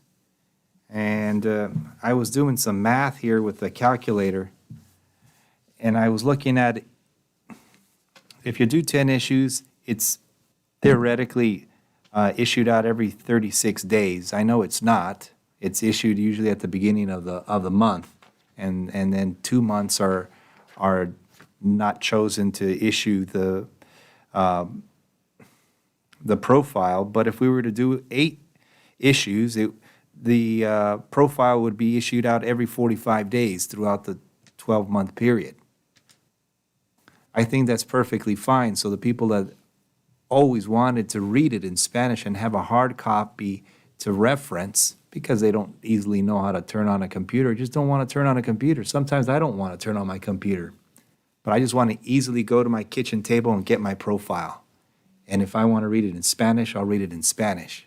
I'm bilingual, but some people unfortunately are not. They've always wanted it in Spanish. So 10 years later, they actually can have the opportunity to have it in Spanish. I'm for this. So just Council. Yeah, Councilmember Lara. Yeah, so just a clarification, Councilmember Lutz. When you said, so were you in favor of 10 English and 8 Spanish? Oh, I believe the option 2 for this item is we leave everything the way it is and then just wait for the digital version to come. And that's available in all languages digitally. And on paper, it'll stay in English. Or option 2 would be to vote on doing an 8-issue hard copy throughout the year. And in addition to that, all languages would be distributed on the digital copy via the internet. I'm in favor of option 2, which is a hard copy issued out through 8 versions throughout the year, and the digital version would be available in all languages, 8 versions or 8 issuances on the website. Thank you. Thank you. Director Ugar, so in option 2, I thought I overheard you say, and then that if this is hard copy, that we could do 10 English and 8 Spanish. Yes, Okay. that's correct. All right, so we don't lose, the 10 English stays with what we're doing now. Okay, so we don't lose any issues, because I remember that was a big concern. But because of time constraints, because of labor intensive, all that, we can only turn out 8 Spanish. Correct. Okay. Now, is that option 2? Yes. Okay, I'm in favor of option 2. I'll make a motion to be in If I favor may, of. I would like to make a comment as well. We do have 4 more remaining for this year. So with option 2, can we just do English only for the remainder of the fiscal year? And then we can find that additional money in the new fiscal year, July 1st. So starting from July 1, that's when we'll have 8 Spanish and 10 English. Is that okay? We'll finish off this. Finish off this year as is with our English only. July 1 is when the new fiscal year starts. That'll help us find the money. And then July 1st through the rest of the fiscal year, that's when our 10 English and 8 Spanish starts. I do not prefer that. I'd like to get this out in Spanish ASAP. We have a surplus, and we could pull it off of that. So I'd like to do it this year as soon as we can. I mean, given, I'm not going to push anyone, but as time permitting, I think we should do it this year. You need to make a motion. Okay, so I'll make a motion that we adopt option 2, which is 10 English, 8 Spanish, and this be employed as soon as possible. Do we have a second? I second it. Okay, Elias, second. And do we want a roll call or all in favor? Let's do all in favor. All in favor, say aye. Aye. Aye. Okay, any opposed? None. It's unanimous. Okay, thank you. Thank you, Pam and Parks and Rec Director, as well as the staff that have been working on this. Thank you. And We're almost there. Now do we have any report from the city manager? I'll just keep this brief, Mayor. One thing I just wanted to report out, I'm going to make you happy again, Mayor Pro Tem. We recently applied to the state of California under their arrearage program for some of our water customers that were late and fell behind in their water payments. We just received it yesterday, about $159,275 to help pay for those bills that were in arrears. About 303 residents were able to benefit from that, including 12 commercial businesses. So that was something that staff worked really hard. We got the application in time, and we were successful in getting that for our residents in the city. One thing I also would like to let council know that we are starting our farmers market back in April. That will go to August, so that's a good sign as we kind of continue to recover. Something the community enjoyed. We had close to 20,000 people participate when we had it in 2019. So I think the community is looking forward to that. And that concludes my presentations. Thank you. Now we're in the good of the order. This is where you will share any reports from committees or governmental agencies, meetings you attended, any new business or any old business. Any business for my colleagues? Yes, Councilmember Lara. Great, thank you. In accordance with the AB 1234, I managed to attend the Southeast Water Coalition, which is attended by multiple, I think about 11 cities throughout the Central Basin. And it's a coalition where we talk about Central Basin, we talk about WRD, we talk about water issues that are taking place. At that meeting, we discuss drought. We discuss the redistricting of Central Basin. We also discussed the redistricting of WRD, and they just appointed a new director, given that Director Murray had passed. So it was informative, and that's my report. Do you want me to do old business now? Yes. Okay. So old business, I'd like to, City Clerk, I'd like for us to get together, either a phone call or something, to correct my understanding of the term limits. And if this is something that was not passed to appear on the November ballot, I'd like to bring this back to the next city council meeting to be voted on, term limits. If I could get a second on that. I second. Thank you. Okay. The resolutions that were presented for government transparency or another term was the Elias resolutions. Though the ad hoc has met, I'd like to bring that back to vote individually on every item at the next city council meeting. Can I get a second on that, please? I second. Thank you. The ethics. I looked at the dashboard on the back. Thank you for that. And the code of ethics, it's showing it's completed. Oh, the discussion item was completed. Got it. I'd like to bring back the ethics document and get that wrapped up. If I need to provide more information, which I think I do, in all honesty, I think I need to provide some information to our city attorney. I think we were all supposed to provide information. I need to make that happen, but I'd like that item to also be brought back at the next city council meeting, just so that we could wrap these items up. I believe that they put the city on a stronger footing. If I get a second for that. Second. Okay, thank you. All right, thank you. Okay, thank you. Mayor Pro Tem? Thank you. This would be old business. I have no new business. Retreat dates. In accordance with the strategic plan, I'd really like our city council to be ahead of the curve when it comes to planning and development projects in their city limits, specifically land development projects. I feel that when there is a project that I'm informed about, it's already, in my opinion, 3/4 in progress. And if we are the leaders, or we are the ones that give vision and direction to the city, I don't want to be informed of a project that is 3/4 along its course to completion, specifically development and projects that have to do with land. So with that being said, I do know that we have retreat dates for April 1st or April 9th. Can I see if we can get a consensus amongst all of us here, whether it's going to be April 9th or is it April 8th or April 9th? Or April 1st for our retreat? City Manager, I responded to our secretary's email. Do we have a consensus? Yeah, I have to confirm with her, but I do believe their responses are in. I'm not too sure if it's a full participation yet, but I'll check with her tomorrow morning.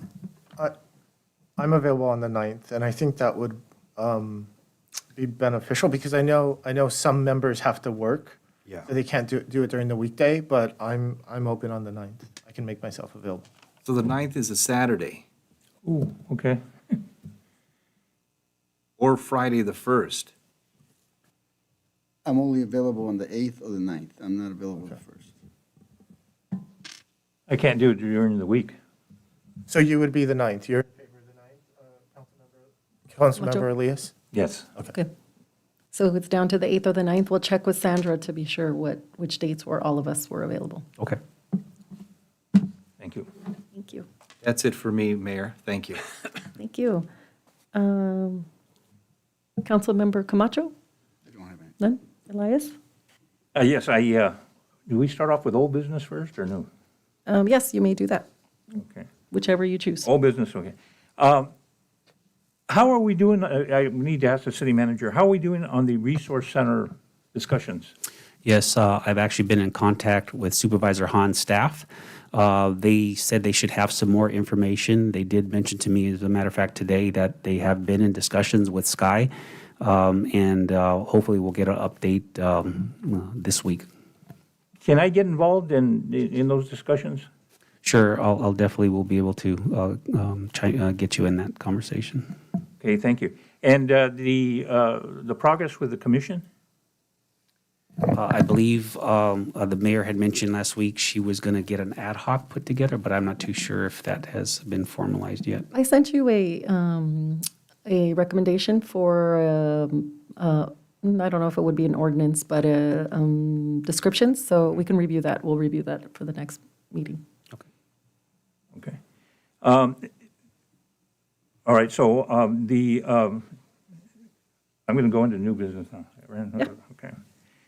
I gave you a copy of a proposed resolution in that any future measure for rent control, it must be put on the ballot by the citizens that are initiating the effort. I don't know, can I get a second for discussion? Because again, I gave you all a copy of it. Sure, you can have a second. I'll give you a second. Can we put it on the discussion? Okay, thank you. The other item that I wanted to do, and it may be a little bit early, but by the time we plot this out, but there have been some heroes in this pandemic situation. I've got to tell you, I've seen, the city clergy, just really just helping us in trying to get the spirits up and everything else. And the teachers, we have a situation right now where the teachers are no social distancing. I have a class of 40, okay? And they don't have any screens or anything else like this. Every time they go to work, they're in jeopardy there. But they keep on going just to keep the city open, and so the staff and so on. So what I was hoping, Mayor, is that can we put together a city pandemic recovery honoring, our heroes, the teachers, the businesses, the city clergy, okay, and even the city staff that have sacrificed. Sure. I'll second that. Sort of like a hero of the month or a representative of the month, someone that kind of went above and beyond to do something in the city. I'll second that. And I think I'm done. Thank you. I just have a couple of things to report under AB 1234. I attended the Water Education for Latino Leaders, our second session. I had a training from a professor at UC Davis who specializes in hydrology. Really interesting, and a lot of we had visual demonstrations, which is really helpful for me. So I've learned a lot about wells and pumping, as well as watershed. So much I can't even explain, which that was really exciting. And in addition, we had an opportunity to receive a tour from Cesar Chavez's son, Paul Chavez. The actual training was held at Villa La Paz, it's at the facility of the National Cesar Chavez Memorial. And it's a museum as well as a conference center. And so that was an amazing experience to have a tour of, and that's actually where Cesar Chavez and his wife Helen are buried. So I think it was wonderful, given my dad is a farm worker. He lives in Bakersfield, so if you ever have an opportunity, it's about 30 miles. It's in the city of Keene. I had never heard of that. And that's where Cesar Chavez is buried. So visit the National Cesar Chavez Monument if you have an opportunity. Secondly, I attended via Zoom. We're still meeting for the SASFA board, and we discussed the senior meal programs. Pico Rivera is one of the larger participants. We have a lot of residents receiving food. One item we discussed was I received some feedback from residents that kind of tired of the frozen meals. And so we discussed possibly having some type of participant survey amongst the seniors that receive those meals. And so those continue monthly. The last thing I wanted to mention, Mayor Pro Tem and I were able to present certificates to members of the National Association of Hispanic Realtors. We were invited to attend their annual, or is it annual? Awards ceremony. So that was a great experience. So that's my reports. I did want to bring up two items in old business. If we could bring back the list of our ad hocs. I have spoken with some of my colleagues, and they include Economic Development, Safety Committee, I think is still an issue. Councilmember Letts and I, Mayor Pro Tem, participate in a joint, we want to do a joint El Rancho Unified as well as city ad hoc. Parking continues to be an issue, as well as beautification. So these are some areas that we've discussed. And then the second item for old business is we'll bring up the Veterans Commission. topic. So we can bring that back at a future meeting in the near future. And that's it for me. Now we will go in, but I want to mention prior to us going into closed session, we are going to close in memory of former Congressman Esteban Torres. I know people